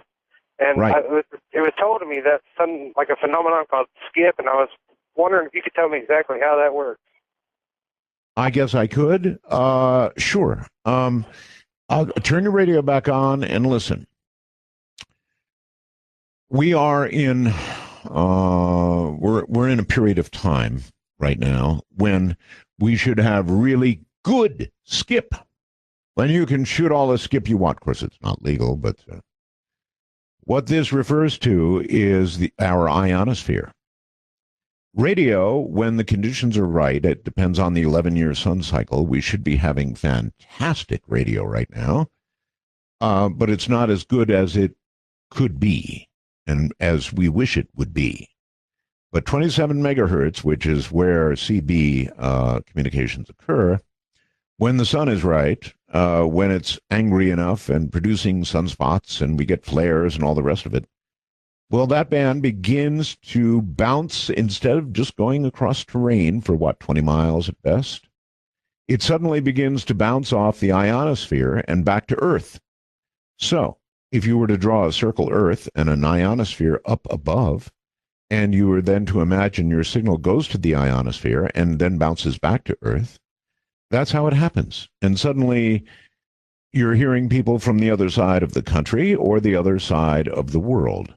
And again, it's tied into our 11-year or 22-year, depending on how you want to look at it, sun cycle. We've been all hoping the sun cycle would be a little better, a little angrier, a little better for what we call propagation. But so far, it's been kind of a dud. Now, there's a school of thought that says, look out. Because while it's been a dud so far, we are in the peak at the moment. And so the sun could suddenly let go, well, I don't want to say an Ed Dames style blast, but it could happen. This is Dark Matter, and you're on the air. Hi. Yes, hey, Art. This is Jason in South Carolina. Hi, Jason. Hey, I just wanted to share a personal story of my cat that passed about 6 years ago, and it relates to the whole question of is there souls in animals and pets like that. Sure. So it's just a tidbit, but it's entirely true, and just for people to digest and think about. But this cat was 20 years old. She was pure white, and I was with her when she was born, and of course there when she died. And she was deaf, completely deaf, couldn't hear anything. And it's just like with people, when a cat's deaf, they have the most unique meow that you can imagine. Well, she did this her whole life, and I would know it if I heard it today. It's something that you couldn't mistake for another cat or for really any other sound. But long story short, she was put to sleep just due to old age and things like that. And I came back to my home. She lived with my parents. I was 29 at the time, and we were, of course, sad. She was, very important to the family, but I was just sitting there on the couch with my mother. We were quiet after, just 2 hours after she had been put to sleep.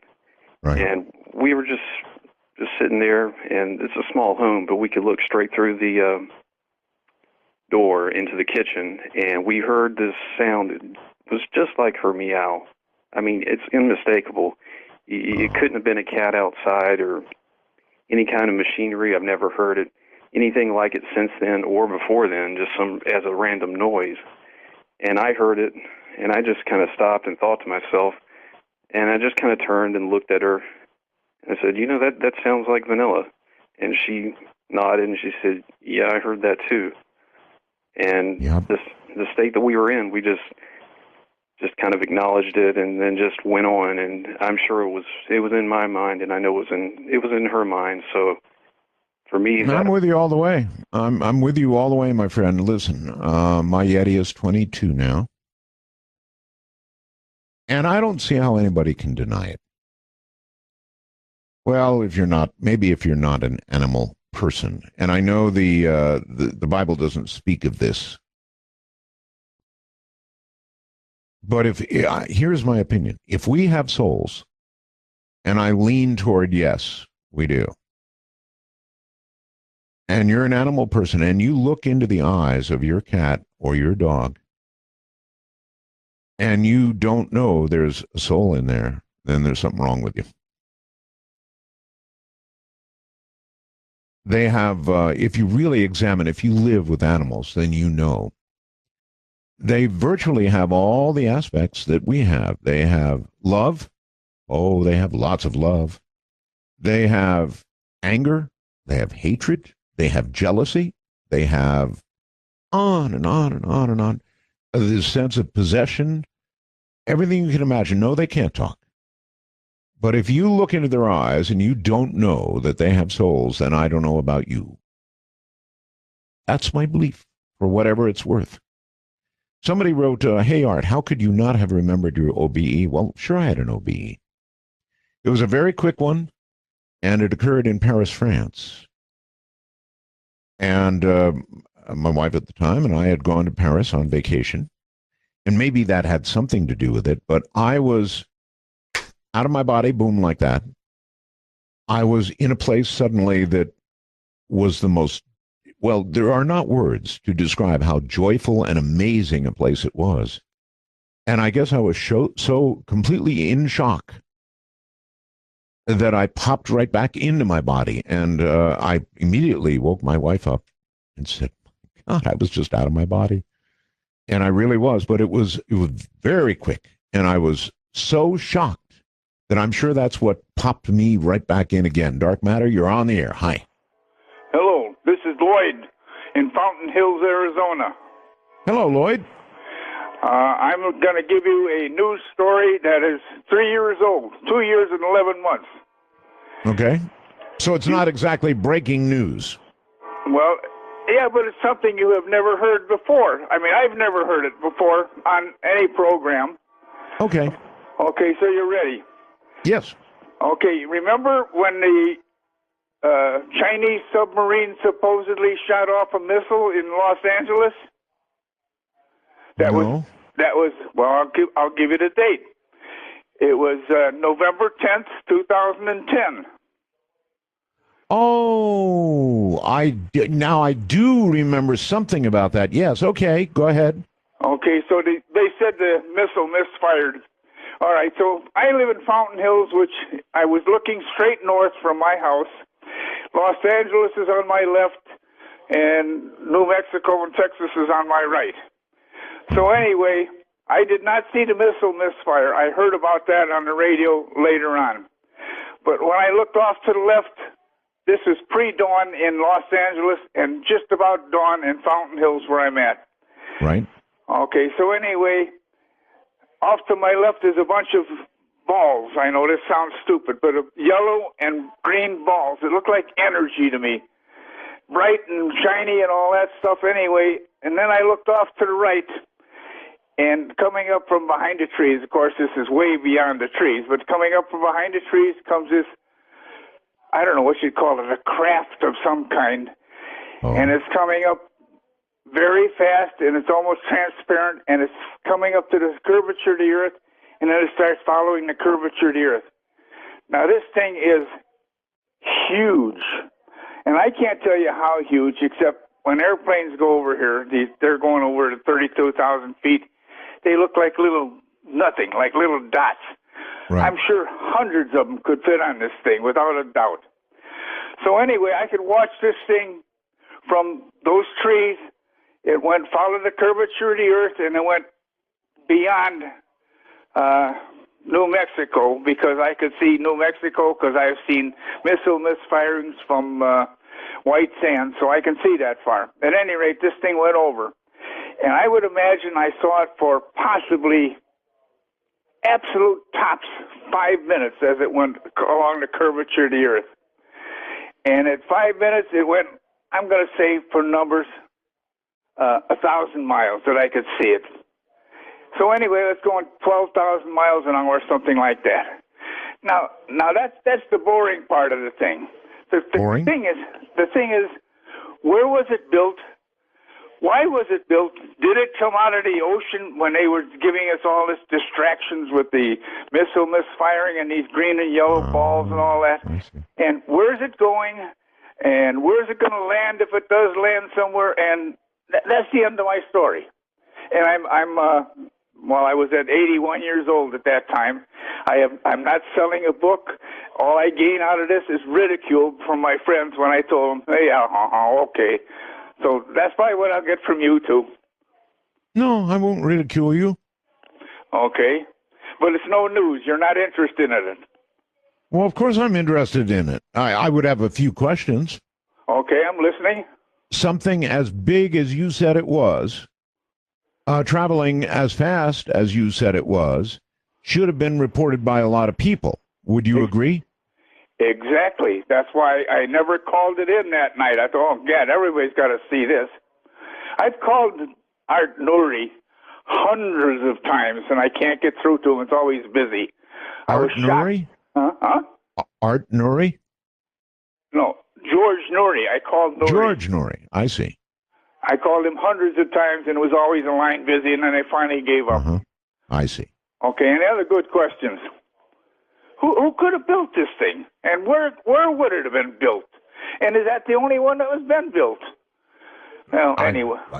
Yeah, I of course have no idea, no answer for all of that. No answer at all. The only thing I can think of is that a lot of people should have seen it. I mean, the size that you declared it to be as compared to aircraft. You're on the air. This is Dark Matter. Hello.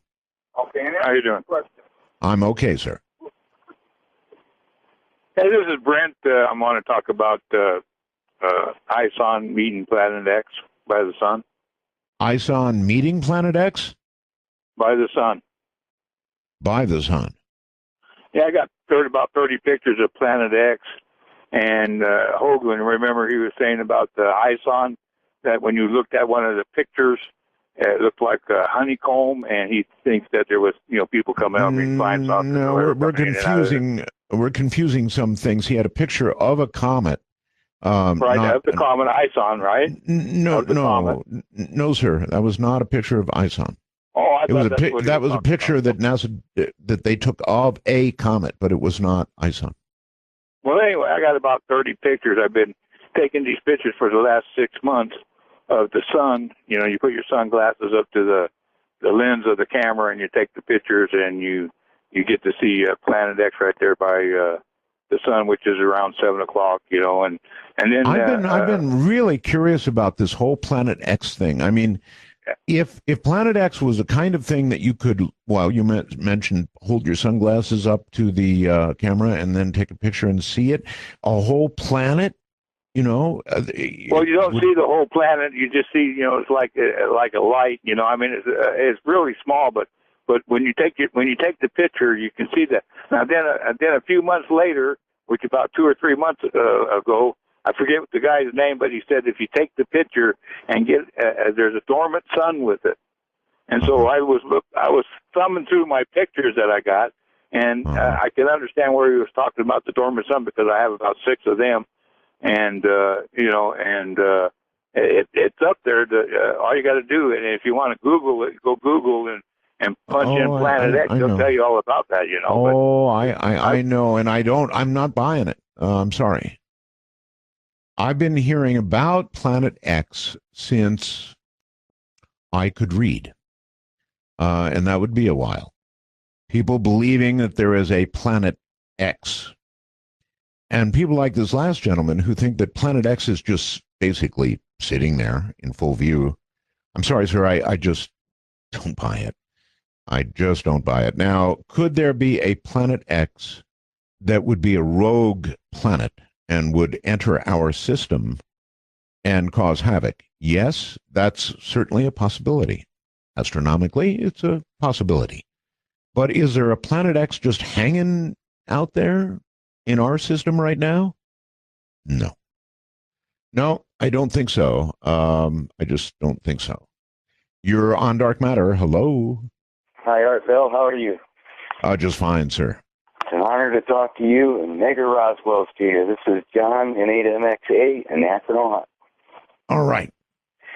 Just wanted to wish you the best of luck on your new show. Well, thank you.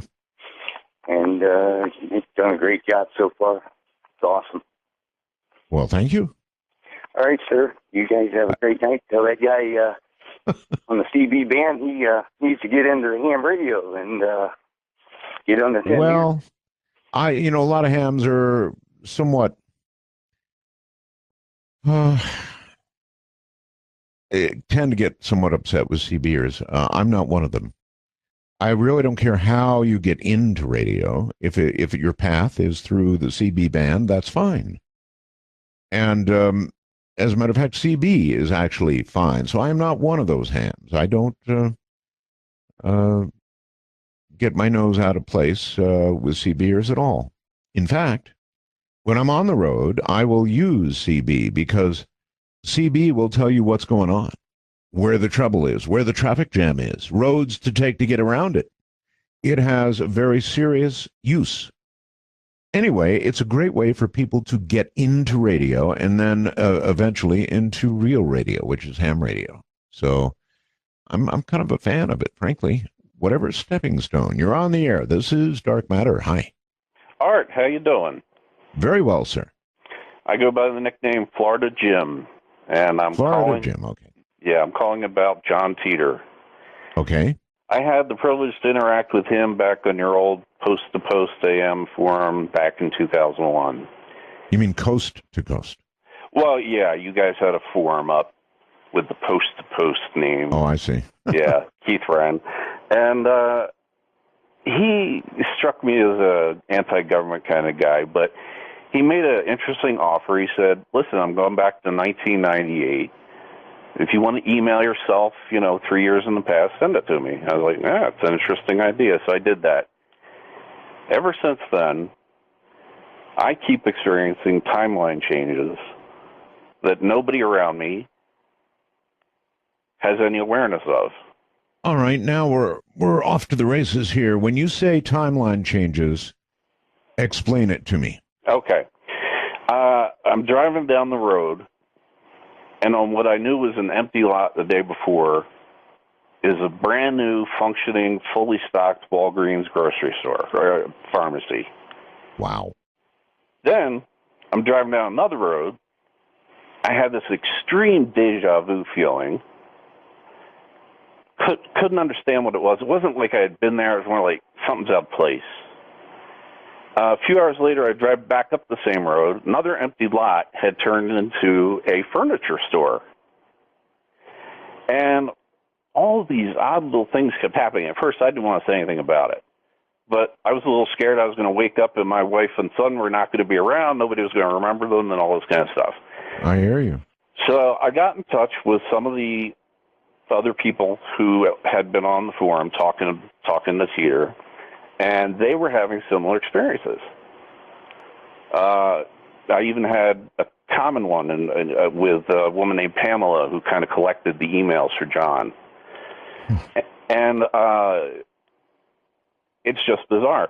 Now, for me, it's continued. I had this happen again in September, and just minor, feeling of like alter deja vu. I actually call it an alter vu because it's not, things changed. And, has it ever extended? You mentioned buildings and structures and so forth, and that's freaky enough. Has it ever extended to people?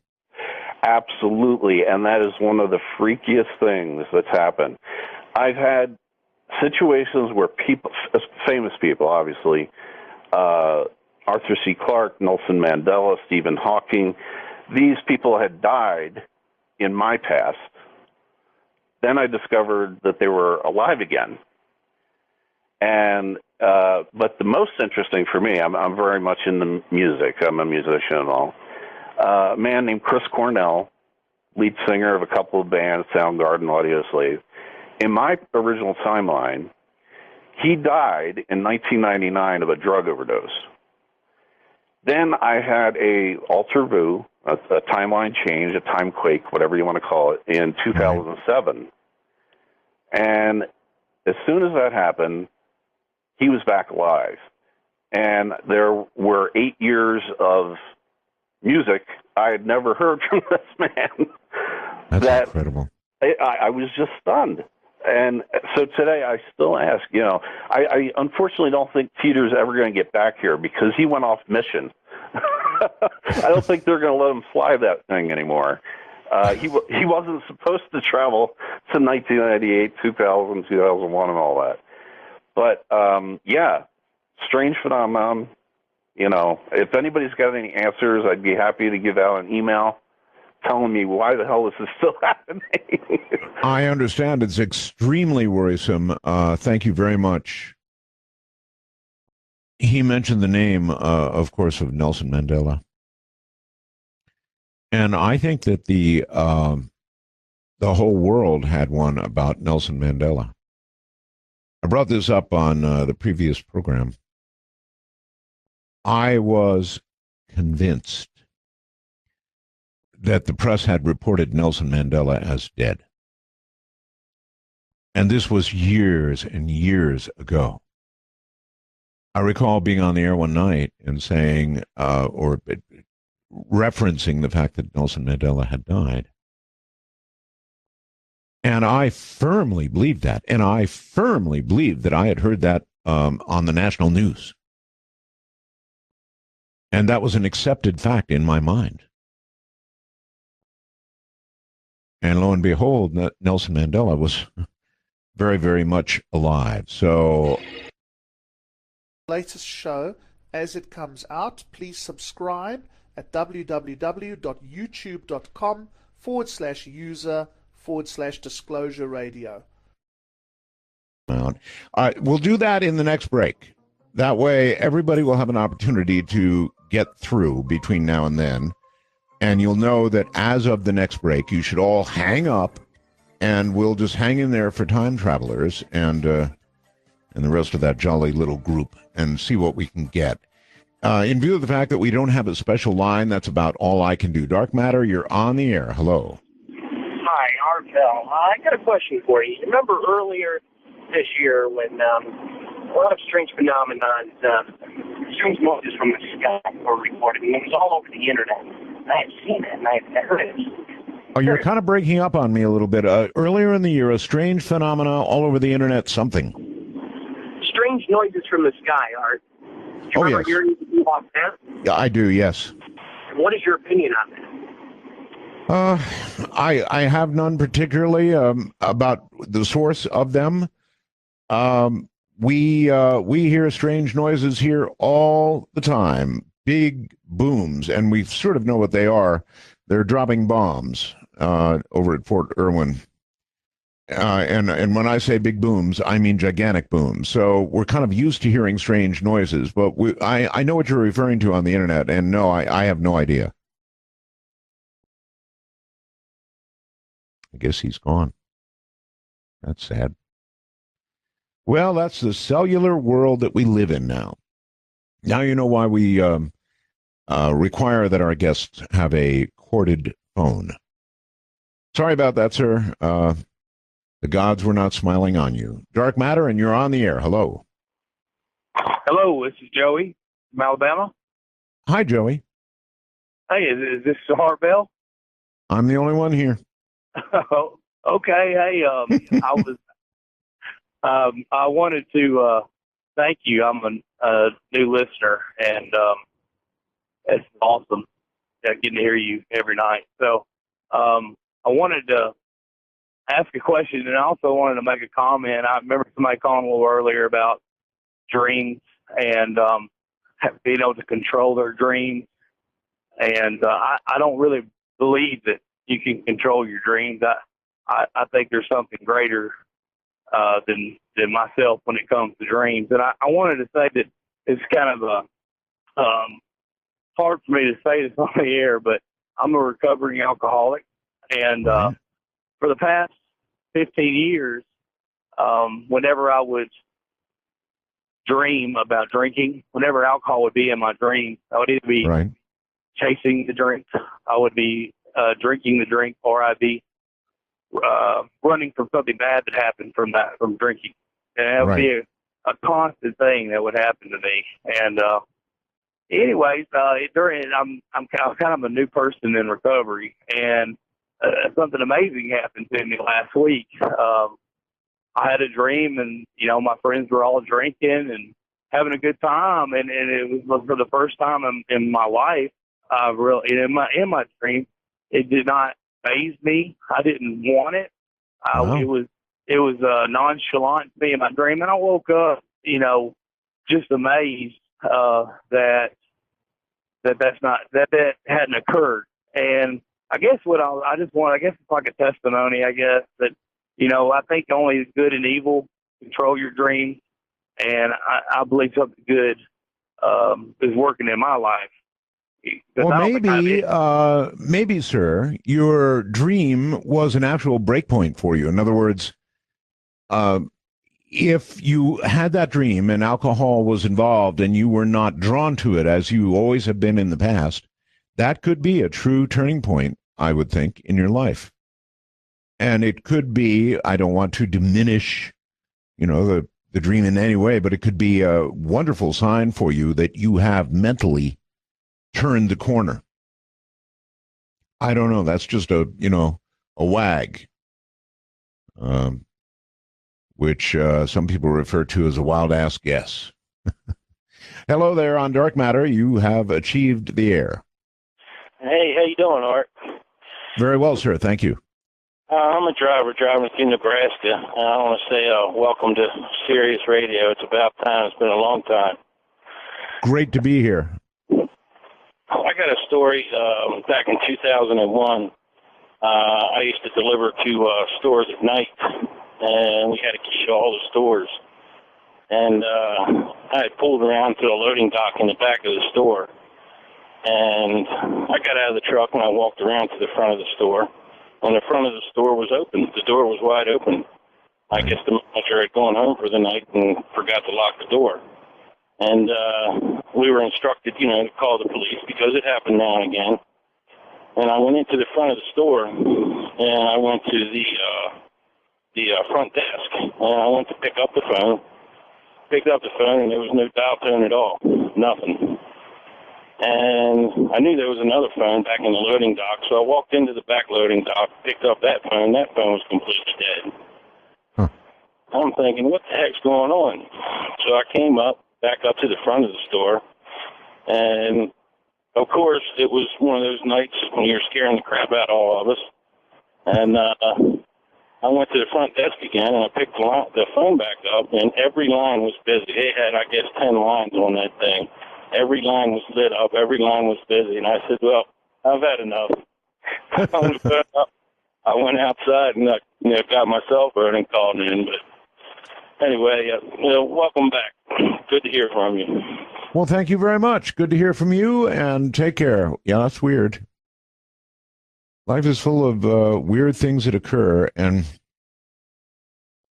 there simply is no explanation for. I know many of you, if not most of you, have had them occur to you. So I guess that's what makes programs like this, the fact that these things do occur, and there is no explanation, no logical explanation for them at all. Unlike most things that happen in life, every now and then one of these rolls into your life, and when it does, it stops you cold. This is Dark Matter, and you're on the air. Hello. Hi, it's Roswell's. Thank you. Yes, I was wondering if you would ever consider having Jim Mars or Eric Von Däniken on your show one night. Jim Mars, he is still with us, right? I believe so. I'm not sure. I just got finished reading one of his books a couple of years ago. I'm not sure if he's still around, but I would think so. Okay.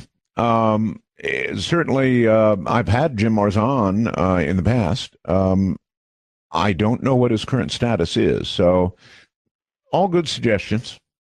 Yes. Also, I'm just like an average guy. I've never experienced anything extraterrestrial, but my mind is open to it, and I would like for something like that to happen. Does that happen to like people, like random people, or is it just they have to be somewhere at the right place at the right time? Boy, I really hate to level an I don't know at you, but I don't know. I've had a few things in my life that have happened, not too many, really weird things, but I was unable to make them repeat. I was unable to control them when they occurred or anything. So they just happened. I don't know what to tell you. It doesn't have to be something extraterrestrial. It can be something. And I don't really want to go back and tell old stories, but I had a case of precognition that was without question. There was no question. Well, I will tell it. Otherwise, it sounds like baloney, to a new listener. I was living in Santa Barbara, California. Here it comes, very quickly. Living in Santa Barbara in a very nice apartment. And I had my car parked out in the street. I came home from work, sat on the couch, and was ready to watch, I believe, NBC News or the nightly news at that time, whatever it was. And I began watching. Curtains were closed. Couldn't see my car, but at the beginning of the newscast, as I was sitting down to watch it, I had this overwhelming, gigantic feeling that somebody's going to hit my car. It came to me almost like a giant crashing ocean wave. Somebody's going to hit your car. I said some bad words and got up and walked across, opened the curtain, peeked out, looked at my car. It was fine. Sat back down to watch the news. Here it came again. Just like crashing ocean waves, somebody's going to hit your car. It was overwhelming. I couldn't ignore it. It was annoying.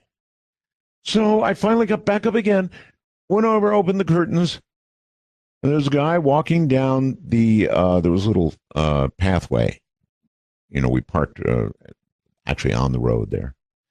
And there was a little concrete pathway going toward the road. And here's a guy walking down a pathway. So I just stood there as the news was beginning. I watched this guy walk down the path, got into the car in front of mine, started the engine, put it in reverse, hit my car. I fell to my knees, literally, honestly, fell to my knees. I was so shocked. I had shivers going up my spine. I was on my knees. But alert enough, I finally got up, opened the sliding glass door and said, I saw that. He said, I'm stopping. And there was no big damage. I did a little dent. But, boy, was I freaked out. Now, that's a case of precognition. I had no way of understanding why it came. I didn't make it come. I couldn't make it go away. I couldn't make it happen again. It just happened. That's about the best I can do. That was my big precognitive experience. I don't know whether you've ever had one, but if you have, you know what I'm talking about. Dark Matter, you're on the air. Hello. Hello. This is Ben. I'm a truck driver. Hi, Ben. Hey, I'd like to tell you about my experiences. Please do. Well, I grew up in kind of a haunted house, you could say. It all started with things in my closet. I could hear something in my closet every night, and I know you said something about your closet, and I always kept my closet door open. Why? I mean, whatever's in your closet, if there's something in there, keeping the closet door open is just an invitation for it to come and get you. Well, it never would do. I never would hear anything in the closet if I had the closet door open. But every time I closed that closet door, I would hear something in there. Oh. And I could hear footsteps walking down the hall, and I'd open up the door and there wouldn't be anybody there. And my little sister said people were talking to her, like in her room when nobody was there, just saying her name. Right. And it got to I was actually physically assaulted one time. Really? I was in my room, and I stood up, and my head was slammed against my desk like 5 or 6 times, just over and over. And I kept saying, "What is going on?" And stop. And the next thing I knew, I'm laying on the floor on my back, like it threw me on my back. Okay, I've got a couple of questions for you. I mean, that's horrible, but did you if you're going to be manipulated in that way, you're going to have to feel a lot of force against your body. Was it like arms that were grabbing your body? Was it some sort of invisible force that was around you? In other words, physically, what did you feel? I didn't. That's a very strange thing. I didn't feel anything. I didn't feel any pressure against my head or just anywhere. I didn't feel anything. I thought I was doing it to myself, but, you know, I'm very consciously saying, "What are you doing? Stop this." And next thing you know, I'm just thrown to the floor on my back and just in a daze. And so then you would have to say an invisible force. Yeah, I mean, we had this ghost there. And everybody knew it. The neighbors, it was on a hill. All the neighbors told us when we moved in that the hill was haunted. People could see a woman standing in the window when no one was even there. My brother said he heard the shower running upstairs one time. He went up and he said, "Mom," because she wasn't there. And he heard a very strange voice say, "Yes, honey." And he freaked out, knew it wasn't Mom, ran outside, ran up the driveway, and like a few minutes later, my mom had was pulling in the driveway. And, I would like wake up in the middle of the night and every drawer and door in my bathroom would just be opening and slamming shut just violently. Oh, brother. Oh, that'd be enough for me. Yeah. We finally moved out of that place. But finally moved out. Okay. Did you warn the people that were moving in? No, they actually have it on the market right now, and so I don't even live there anymore in that town. But it was definitely a creepy place. I appreciate the call, sir. How about the rest of you? Would you warn if you were moving out of a haunted house? There are actually laws now, that require you. They do to notify somebody if a house is haunted. However, in real life, I would have to say to warn the person who would be buying the house that you've been trying to sell for some time, particularly in a market like this, would probably not be something you would do. So what would you do? Answer, you'd keep your mouth shut. If you wanted to sell your house, you'd keep your mouth shut. And this is how haunted houses are sold. Dark Matter, wait a minute here. Now you're on the air. Hi. Hi, Art. This is William from Texas. First of all, are you still taking normal open calls, or is this time traveler time? I am until the break. And the break is coming up pretty soon, and then I'm not going to take normal calls. I'm going to take time traveler calls for a full break. Okay, good. I've been away from my radio for a few minutes. Didn't want to miss it. First of all, infinity to the power of infinity Roswells to you. I've been listening to over 19 years. Never called in until now. Art, I have a few thoughts regarding the Matthew Alper guest you had on your show a couple weeks ago. Something you said during that show, it sparked a few ideas that I had that might explain something. Sure. So first of all, I hope to kind of explain a possible explanation of the near-death experience and the viewing of different deities during that experience, not necessarily being a proof against God, as Matthew alluded to. So first of all, let's assume Matthew has some level of correctness. I'm kind of going fast through this because I know time's of the essence. So with the idea that there is a God part of the brain, let's assume he's correct with that, yearning to seek out a higher being that created you.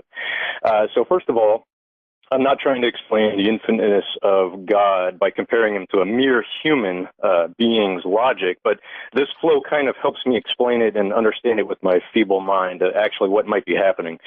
So let's go with what I've read and heard others say many different times over the years, that they're where they compare God to being like a computer programmer. Of course, many infinitely times more intelligent and powerful, but essentially you've got source code, and that would be DNA. Could it be explained by DNA? And of course, all programmers start with source code, they compile it, they have a final product that comes out. The program, if you will, the end result. In this case, it would be a human being based on God's source code. So next, let's consider some recent scientific results that kind of compare the universe as if it was a simulation in like the Matrix or a simulation inside a computer. So again, back to thinking of this like a computer programmer. By the way, I can send you a lot of research on that. But now, if you think of God as a programmer, DNA being the source code, the compiled version being a human being, you could think of God giving you a brain, a device, okay? And this device, this brain, allows you to think and so on and so forth, might very well also have a phone back home to your creator section. Of course, why not? Any good computer programmer or human engineer might build into any device he might make ways to communicate with it. The device might phone back home to home base, so to speak. Telecommunications equipment, etc. So again, I'm not trying to equate God's infinite power to a mere mortal human engineer, but in this example, I'm kind of running through this where, for instance, prayer, meditation, that's where you come in, Art. You kind of made me think of this when you said the electromagnetic stimulation of the brain. You could kind of consider that as hacking the communication section of your brain, your device. Perhaps again, like any hacker would hack an electronic device, and that would activate the typical near-death experience, the tunnel, the light, and so on and so forth. Seeing the deity that you're individually familiar with, and that you've studied and learned about it and accepted all of your life. So, of course, the near-death experience occurs, real situations, an accident, you're very sick, so on and so forth. You've hacked the communication area of your brain with electromagnetic stimulation in the labs, for instance. It may not be your time, you come back, and so on and so forth. Now, the last part, back to the programmer analogy, if indeed this all happens to be true in some way, shape, or form, there's a dedicated part of the brain that attempts to fill in with a God concept. That's where the part where you consider it being filled in with a variable. Again, back to the computer analogy, in a website, or you're filling in your first name or your last name. That little first name spot would be, in your case, Art. In my case, it would be William, and so on and so forth. So it's a conceptual variable. So you're activating that part of your brain. It's conceptual. You're seeing the visual deity that you're familiar with. It's filled with your particular deity that you've accepted. And that's what you're seeing, potentially. I mean, I'm just throwing this out there as a possible thought. And so essentially that would prevent shock. You know, seeing something unfamiliar would be bad. And that all could be very well just part of the programming God gave you in your device when you're phoning home. Okay. I appreciate it. So God as a master programmer, why not?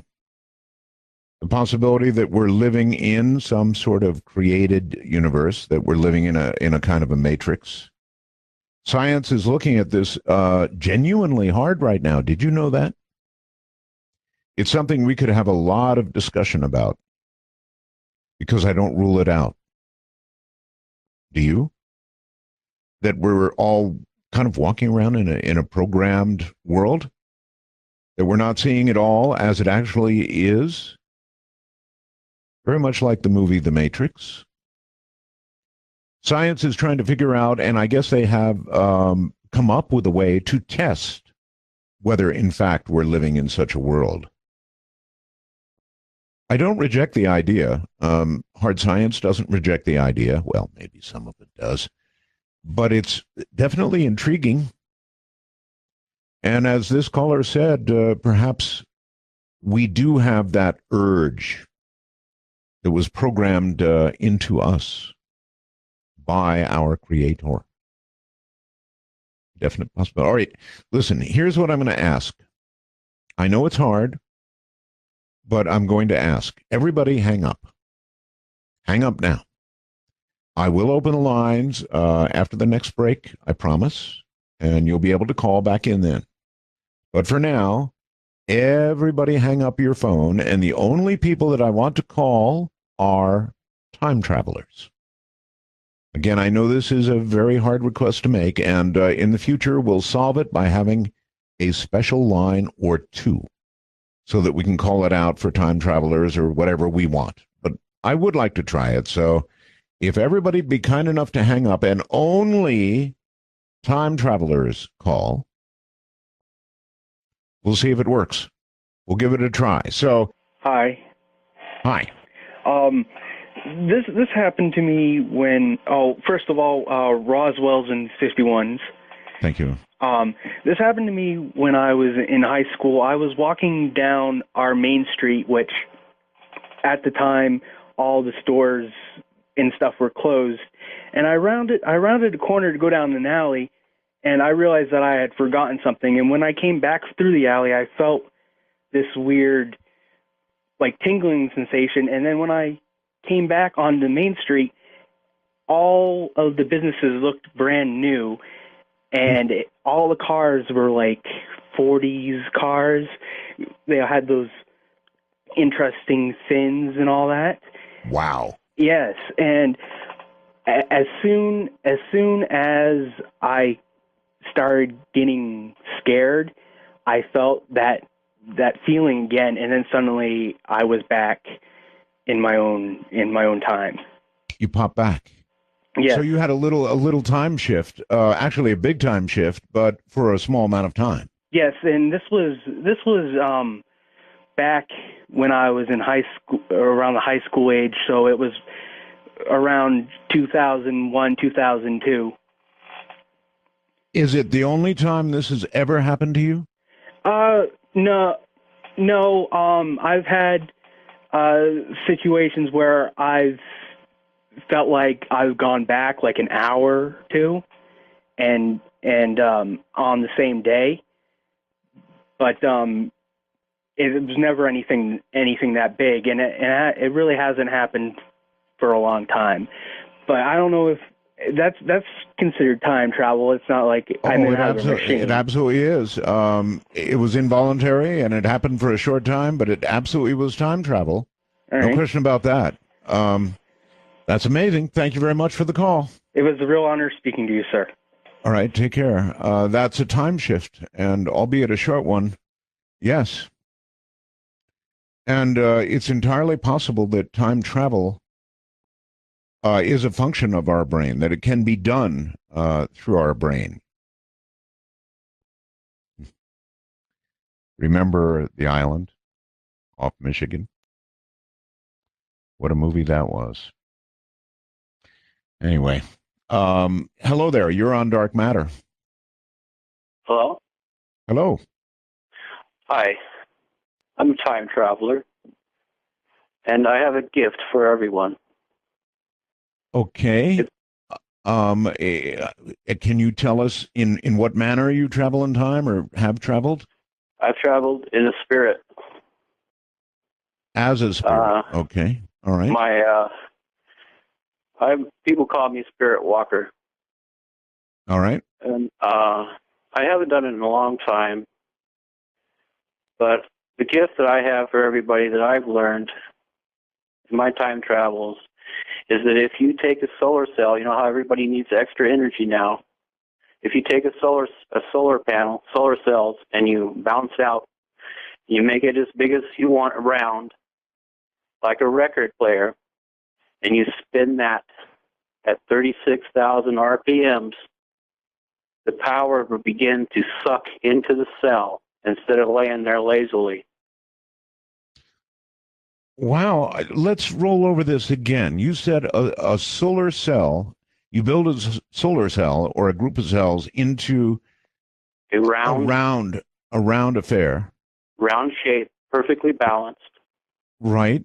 It would have to be at that with that kind of revolution at 36,000 RPMs. That's about the same speed as a router motor, you know, if you're using a router. Right. And you have to gear that up. And once you gear that up, the other half of that, now that will begin to suck the energy in to the cell. This will replace all the reactors. And then, I don't know if you know, the dark matter. Man, I've got another question. A couple of questions. Hold on. A couple of questions. How big is this thing that you built in diameter, let's say? Okay, the one that I made was almost 3 feet in diameter. It was just an experimental. Okay. All right, and used what? And you used what to turn it? I used a router motor. Router motor. Okay. Geared up. You have to turn it on, turn it off, turn it on, turn it off, turn it on, turn it off to get it to build up. Okay. Because if you just turned it on just flat out, it would burn out the motor. Okay. And you have to use parts from a generator where the energy goes through. You have to drill holes through the little deals in there to get the wires through, so that when it spins, it still has the electricity to come out. So it sounds like you really did build this. Do you have this diagrammed? Yeah, I do. I was thinking about sending you my book because I'm getting older now, and I'm trying to figure out what to do with all my book, because I have a book that's probably about 4 or 5 inches thick, full of stuff that probably people should have. Can I ask where you have traveled, or when you have traveled? I traveled as far as back as to the Civil War. God showed me how war is hell. Really? You went back to the Civil War. How about forward in time? Is that possible? Forward in time, you can go forward in time, and I have gone forward in time. Can you tell me how far? I couldn't measure it because when I was traveling in time, it's just strange to explain it. I couldn't explain it. Okay. But I was able to bring back some technologies with me and this is one of them. This is one of the technologies. I have a lot more, and I need to get them out, and I'd like to send them to you. Yeah, I would like to receive them. If I was to send it general delivery. No, listen, can you, email's better if you're able to do it. If not, you know, there are people who send me things, sir, just addressed to Art Bell, Pahrump, Nevada. I don't know how they get to me. Somebody in the post office recognizes who I am and they get to me, but I think also sometimes they don't. So here's what I would say. Do you have access to email? Oh, well, no, I don't. My son had it, but he's moving back to Nevada. Okay. You said you're getting older now. Yeah. You don't sound old. I'm not, well, I am old, but I'm also disabled. I've been through a lot. I've been through way more than anybody should be. And through all these adventures, and this has made me who I am today. I just know so much stuff. I am so interested in time travel. Okay, you can try a general delivery to me, or just put Art Bell, Pahrump, Nevada, and hope for the best. Okay, I'll do that. I would really look forward to it. What's it like to travel into the past, into a time like the Civil War? Well, first off, when you do this, you're automatically just sent there, just like that, bam. And what it was like for me to see the Civil War, I was up in the air just above watching the battle, and I had one general on one side of me and another general on the other side of me, and they were just watching. And it was really awful. The battle was terrible. Most so ever since I've seen that and witnessed and heard everybody screaming for their mother and father, and yes, it's changed my life. I don't really believe in war anymore. Yeah, most people who've been in it don't. All right, please give it a try. General delivery here, okay? Okay. Thank you very much. Oh, I'm sorry. I thought that was it. Fascinating.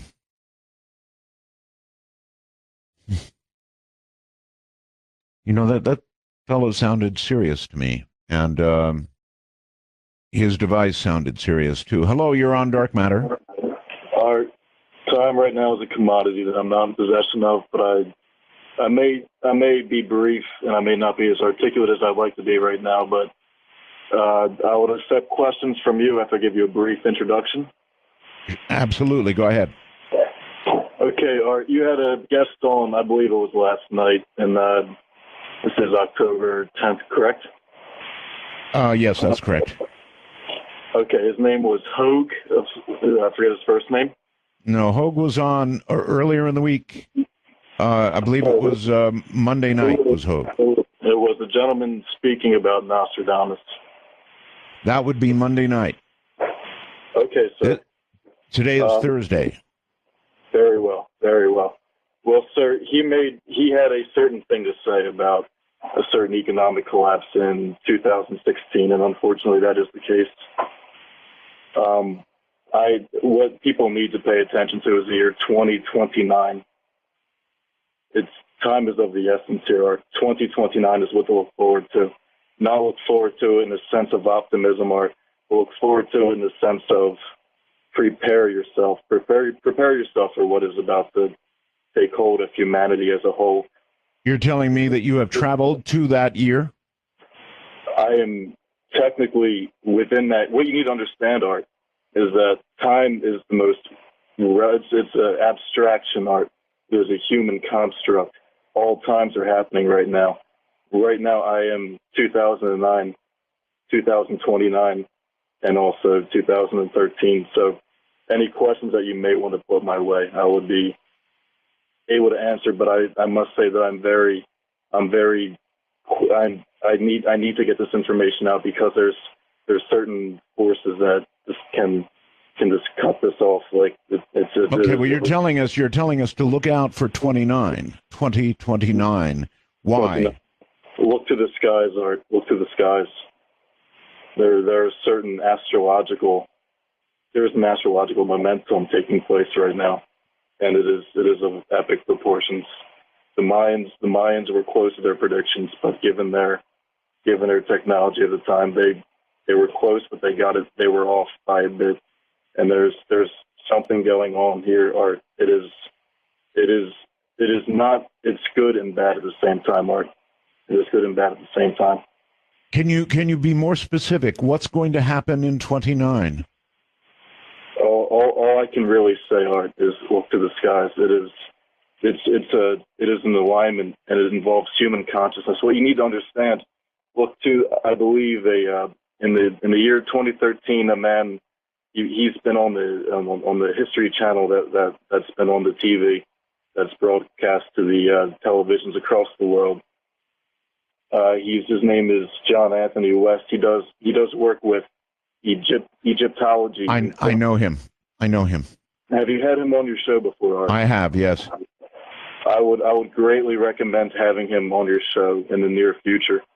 He is. All right. Well, I appreciate the suggestion for a guest, but if we're going to have time travelers and you're going to suggest a year to me and say, look to the sky, I want specifics. Hello, you're on the air. Art. Yes. How you doing, man? I'm doing fine, sir. Awesome, man. This is Mike from Phoenix, otherwise known as iPokesmart, and I run your parody Twitter account off on the Twitter space. Are you a time traveler? Yes, I am, sir. I remember one thing you mentioned on one of your previous shows. You had a dream where you experienced the life of other people, and I've had plenty of those. It's weird, you go into the dream, and it's like when have you time traveled, please? In my dreams. In your dreams? Yes, sir. So not in full waking life. You've never time traveled in waking life. Well, that's a matter of perspective. But like you said in your previous shows, it's like you know who you are in like another person, another life. You could name everything that happened, and I'm just wondering what else you have to say about that. Because what I have to say. Okay, well, I'm moving on because I'm looking for time travelers who are going to tell me things, not ask me things. You're on the air. This is Dark Matter. Hello. Art Bell, Mega Roswell's too. How are you tonight? Oh, quite well, sir. Thank you. Are you a time traveler? Well, I have a time-shifting experience for you that I'd like to share. That'll work.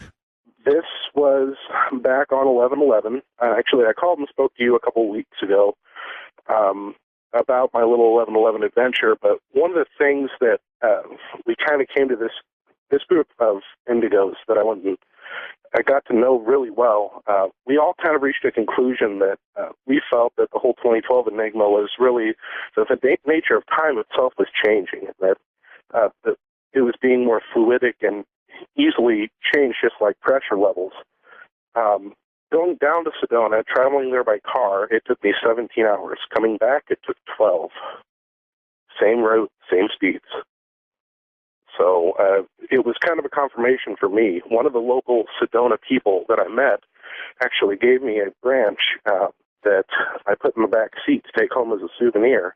And on the way back, that thing was just jittering in the back seat, just shaking. And I don't know if it was a flux capacitor or what, but there was some Sedona portal energy that followed me home that really did kind of reinforce that standpoint that the nature of time itself is changing, and we're going to be seeing a lot more of that. That it's a lot more fluid than people understand. So, okay, all right. Thank you very much for the call, and take care. I'm not sure that qualifies, and I'm not sure it doesn't.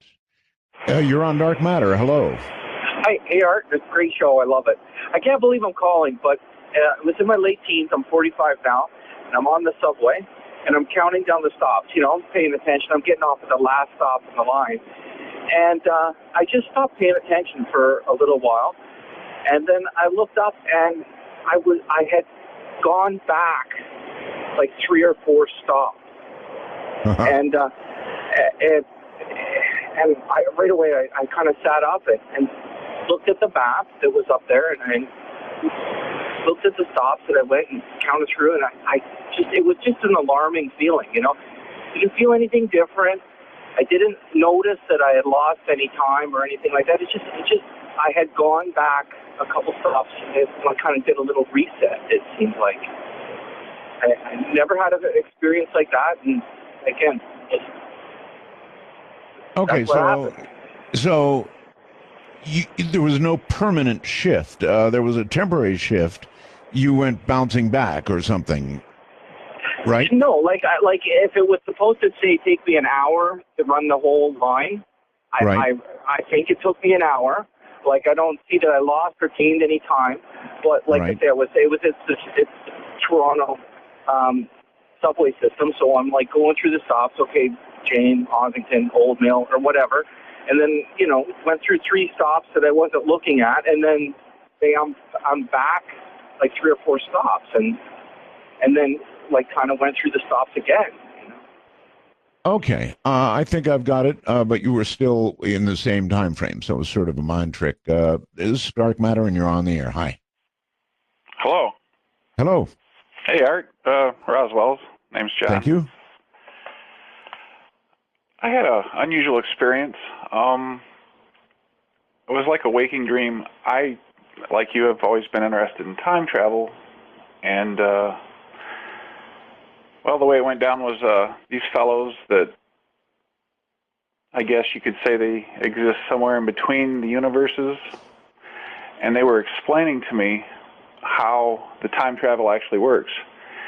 And these guys are basically there to make sure that, things go according to plan. And what they do is they will pull a certain individual from one universe and have them go to another universe to time travel, because if you time travel in the universe you are from, it doesn't really work because you are altering your own timeline, and then it's automatically reset. Did you experience this yourself? Yeah, they took me to some place.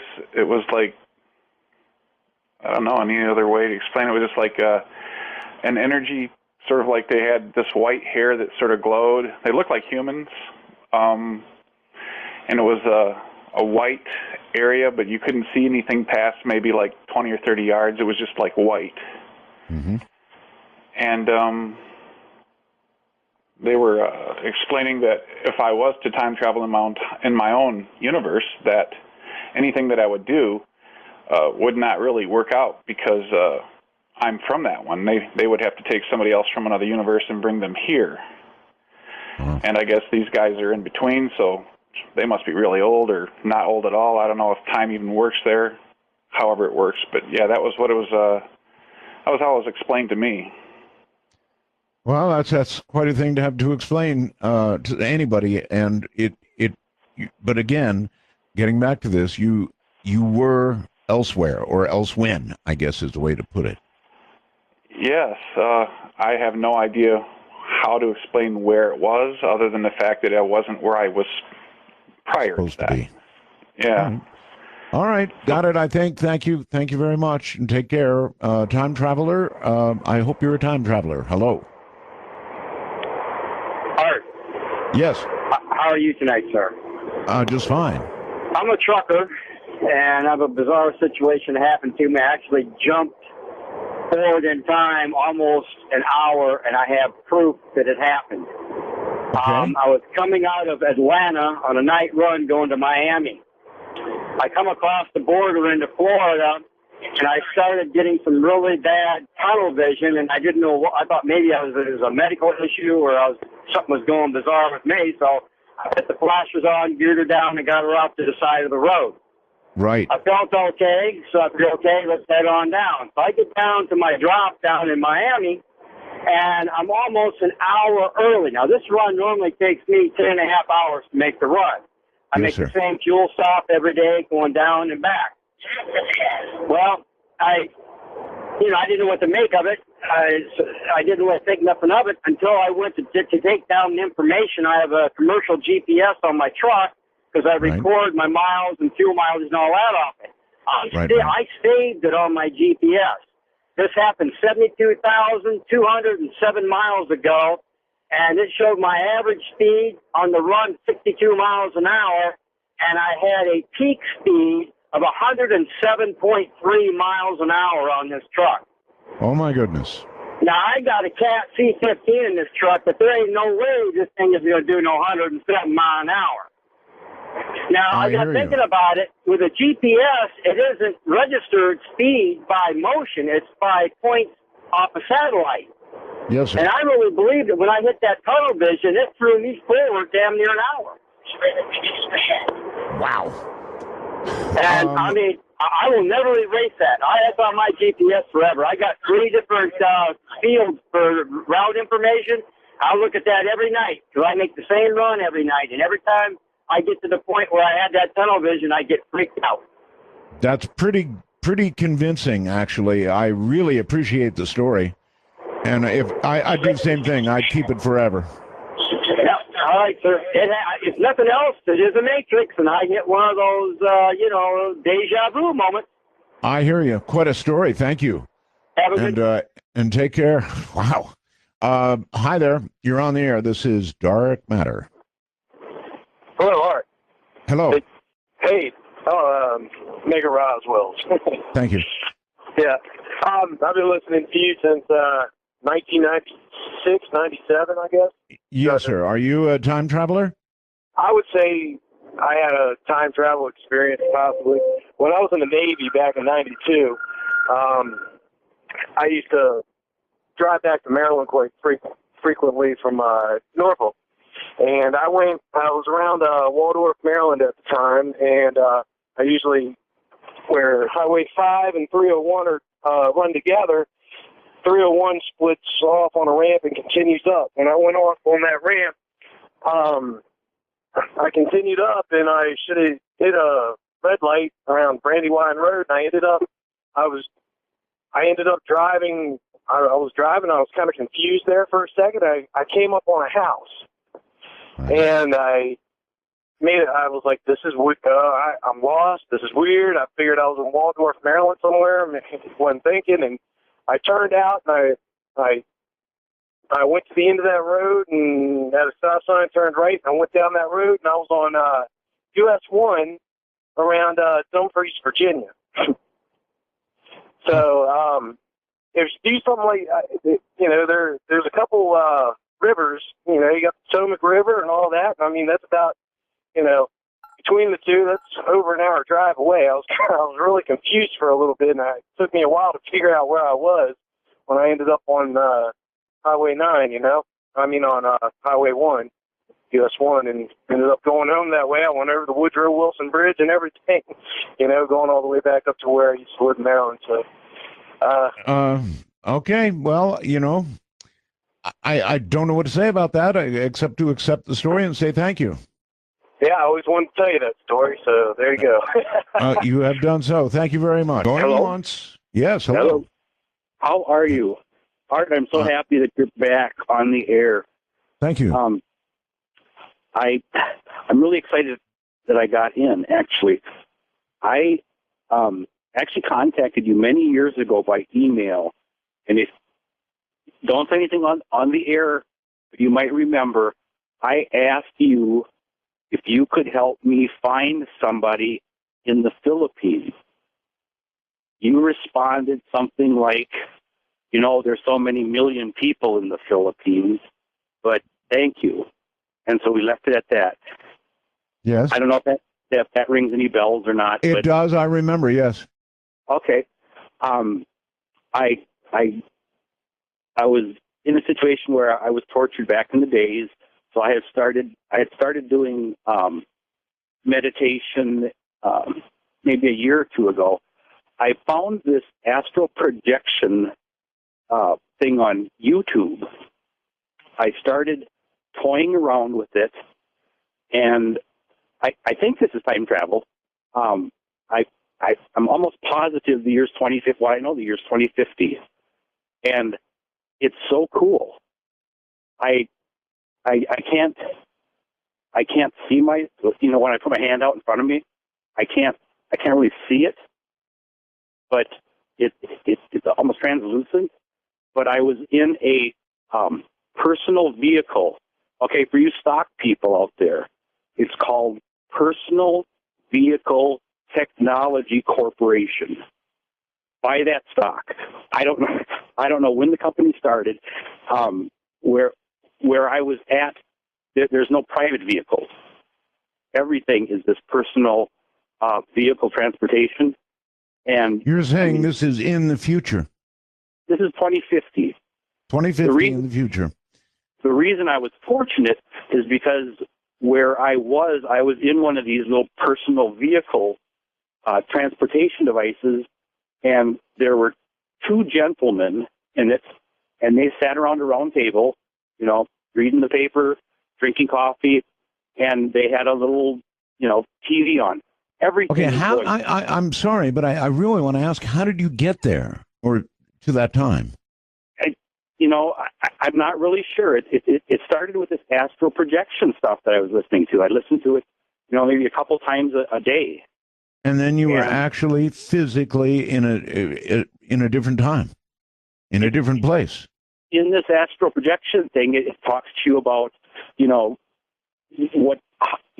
do you want to feel about yourself, and where do you see yourself in the future? And that's kind of where I started getting into it as well. Where do I see myself down the road? And this is, it was so bizarre and yet so exciting. The reason I know quite a bit of information is because they had like a little these guys are obviously businessmen, but they had like a little monitor, and the best I could correlate it to is they have like the Fox Business News in the morning, and so I was getting a lot of information there, and that was one of the things that I saw was this personal vehicle thing. All right. Well, that's quite a tip. If it's true, that's quite a tip. Hey, I thank you a lot. And the other thing too, I'm going to try and do while the show is on tonight. The only big problem that I found was that the air seemed to be really hard for me to breathe, so I wasn't able to stay there very long. And maybe it was just that I was freaking out. But I'm going to try and right there where you're sitting. By the way, I think you have, it's either an old shirt or a stained shirt, but I'm going to try. Stained. I always spill coffee on myself. I am going to try and move a paper or tip something over in the next hour. And if it works, don't tip anything over. I do that on my own. All right, I'll look for it.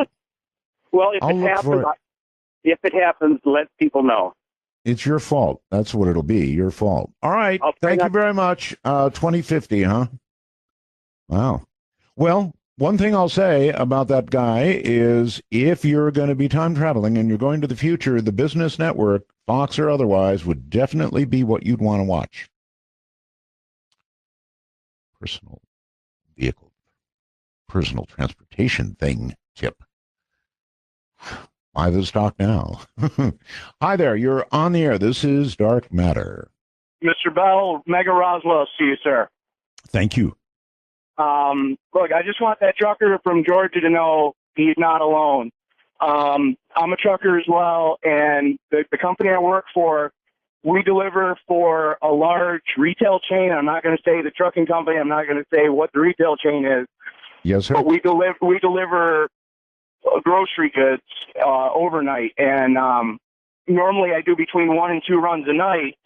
Well, this past February I finished my second run, and I still had about 4.5 hours left on my DOT clock, and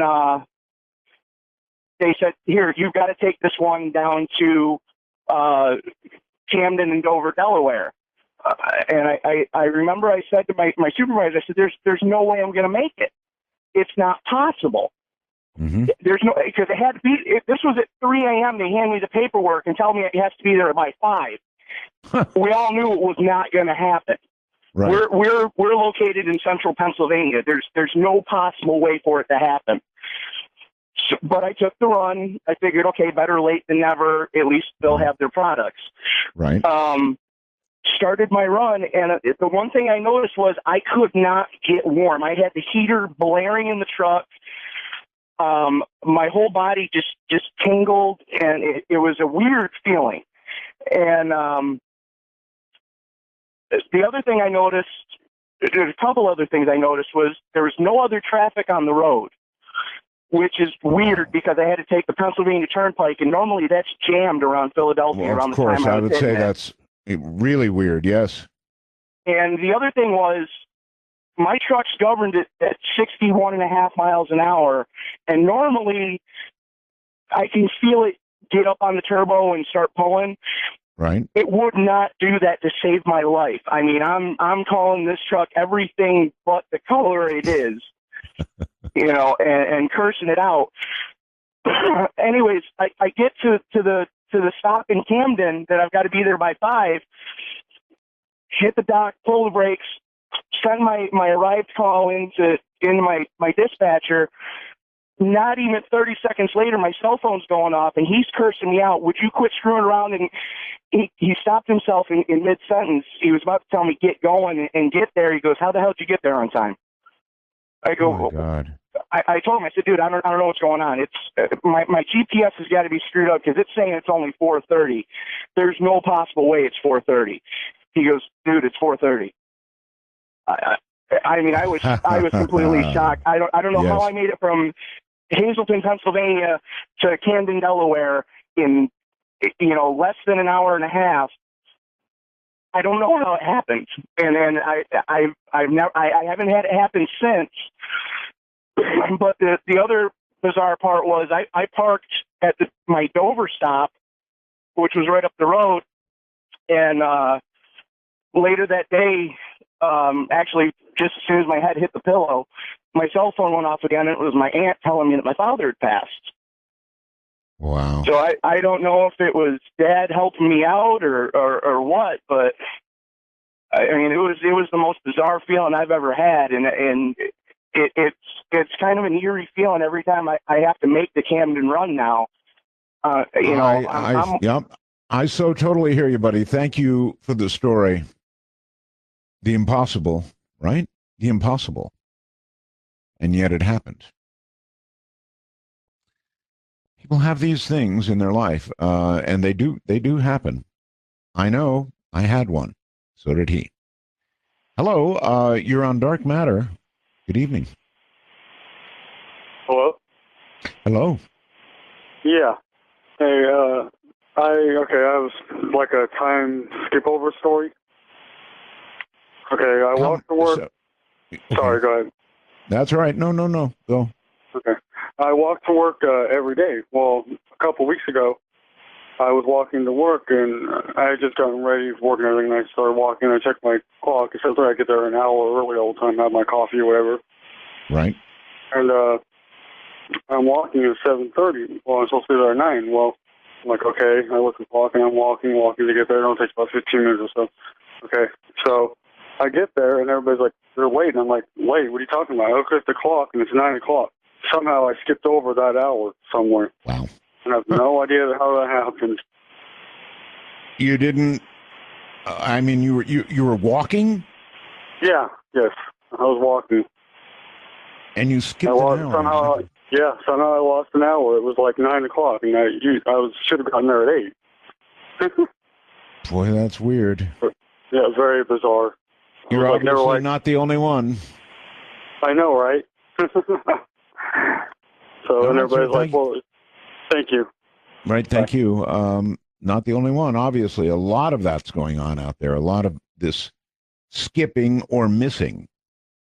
And that certainly is time movement, isn't it?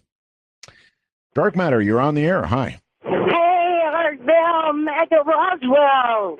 Thank you. I have been waiting for years to thank you. For a minute there, I thought you were Edna.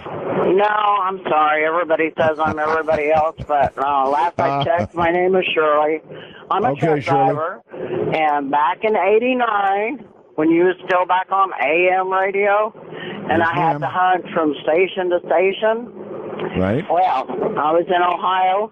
It's 55-mile-an-hour speed limit for trucks. I had lost you, and I was trying to find you. And I looked in my mirror, and blue, blue, blue. I got pulled over. The cop says, "What were you doing?" I said, "I lost Art Bell. I'm trying to listen to him." He says, "Oh, my God, my grandmother loves you." And he says, "Come back to my squad car, and we'll find it." So we went back to the squad car, and he found it. And gave me the channel to look for, and I said, "Okay, well, give me the ticket." He says, "I can't get you a ticket." He says, "My grandmother would kill me if I got an Art Bell fan in trouble." That's funny. So That's I really just wanted funny. to tell you I'm so glad you're on Sirius, because now I can listen to you and I don't have to hunt for you anymore. That's right. One channel, coast to coast to coast, baby. And let me tell you, it is programmed on it, and thank you for being the best of the best of the best. That's very kind. Thank you so much. What a nice story. And then he did not give her the ticket. You know, I went to visit Bob Crane. I've got to tell you this little story. This is one where I did get the ticket. I went to visit Bob Crane. Before I came on the air, we were going to go have a little vacation, right? So we packed the family in the car, and off we go to Northern California. And I had been driving for, I'm going to guess, 13 hours. 13, 14 hours, somewhere in there. And I was really tired, but it was late. It was dark. We were within a couple hours of Bob's house. So I pulled over into a rest area. And we had some coffee. I got out of the car, walked around a little bit. This is getting up into, you know, solid redwood country up there, the big trees. And so got back in the car from the rest area. The sign at the end of the rest area said,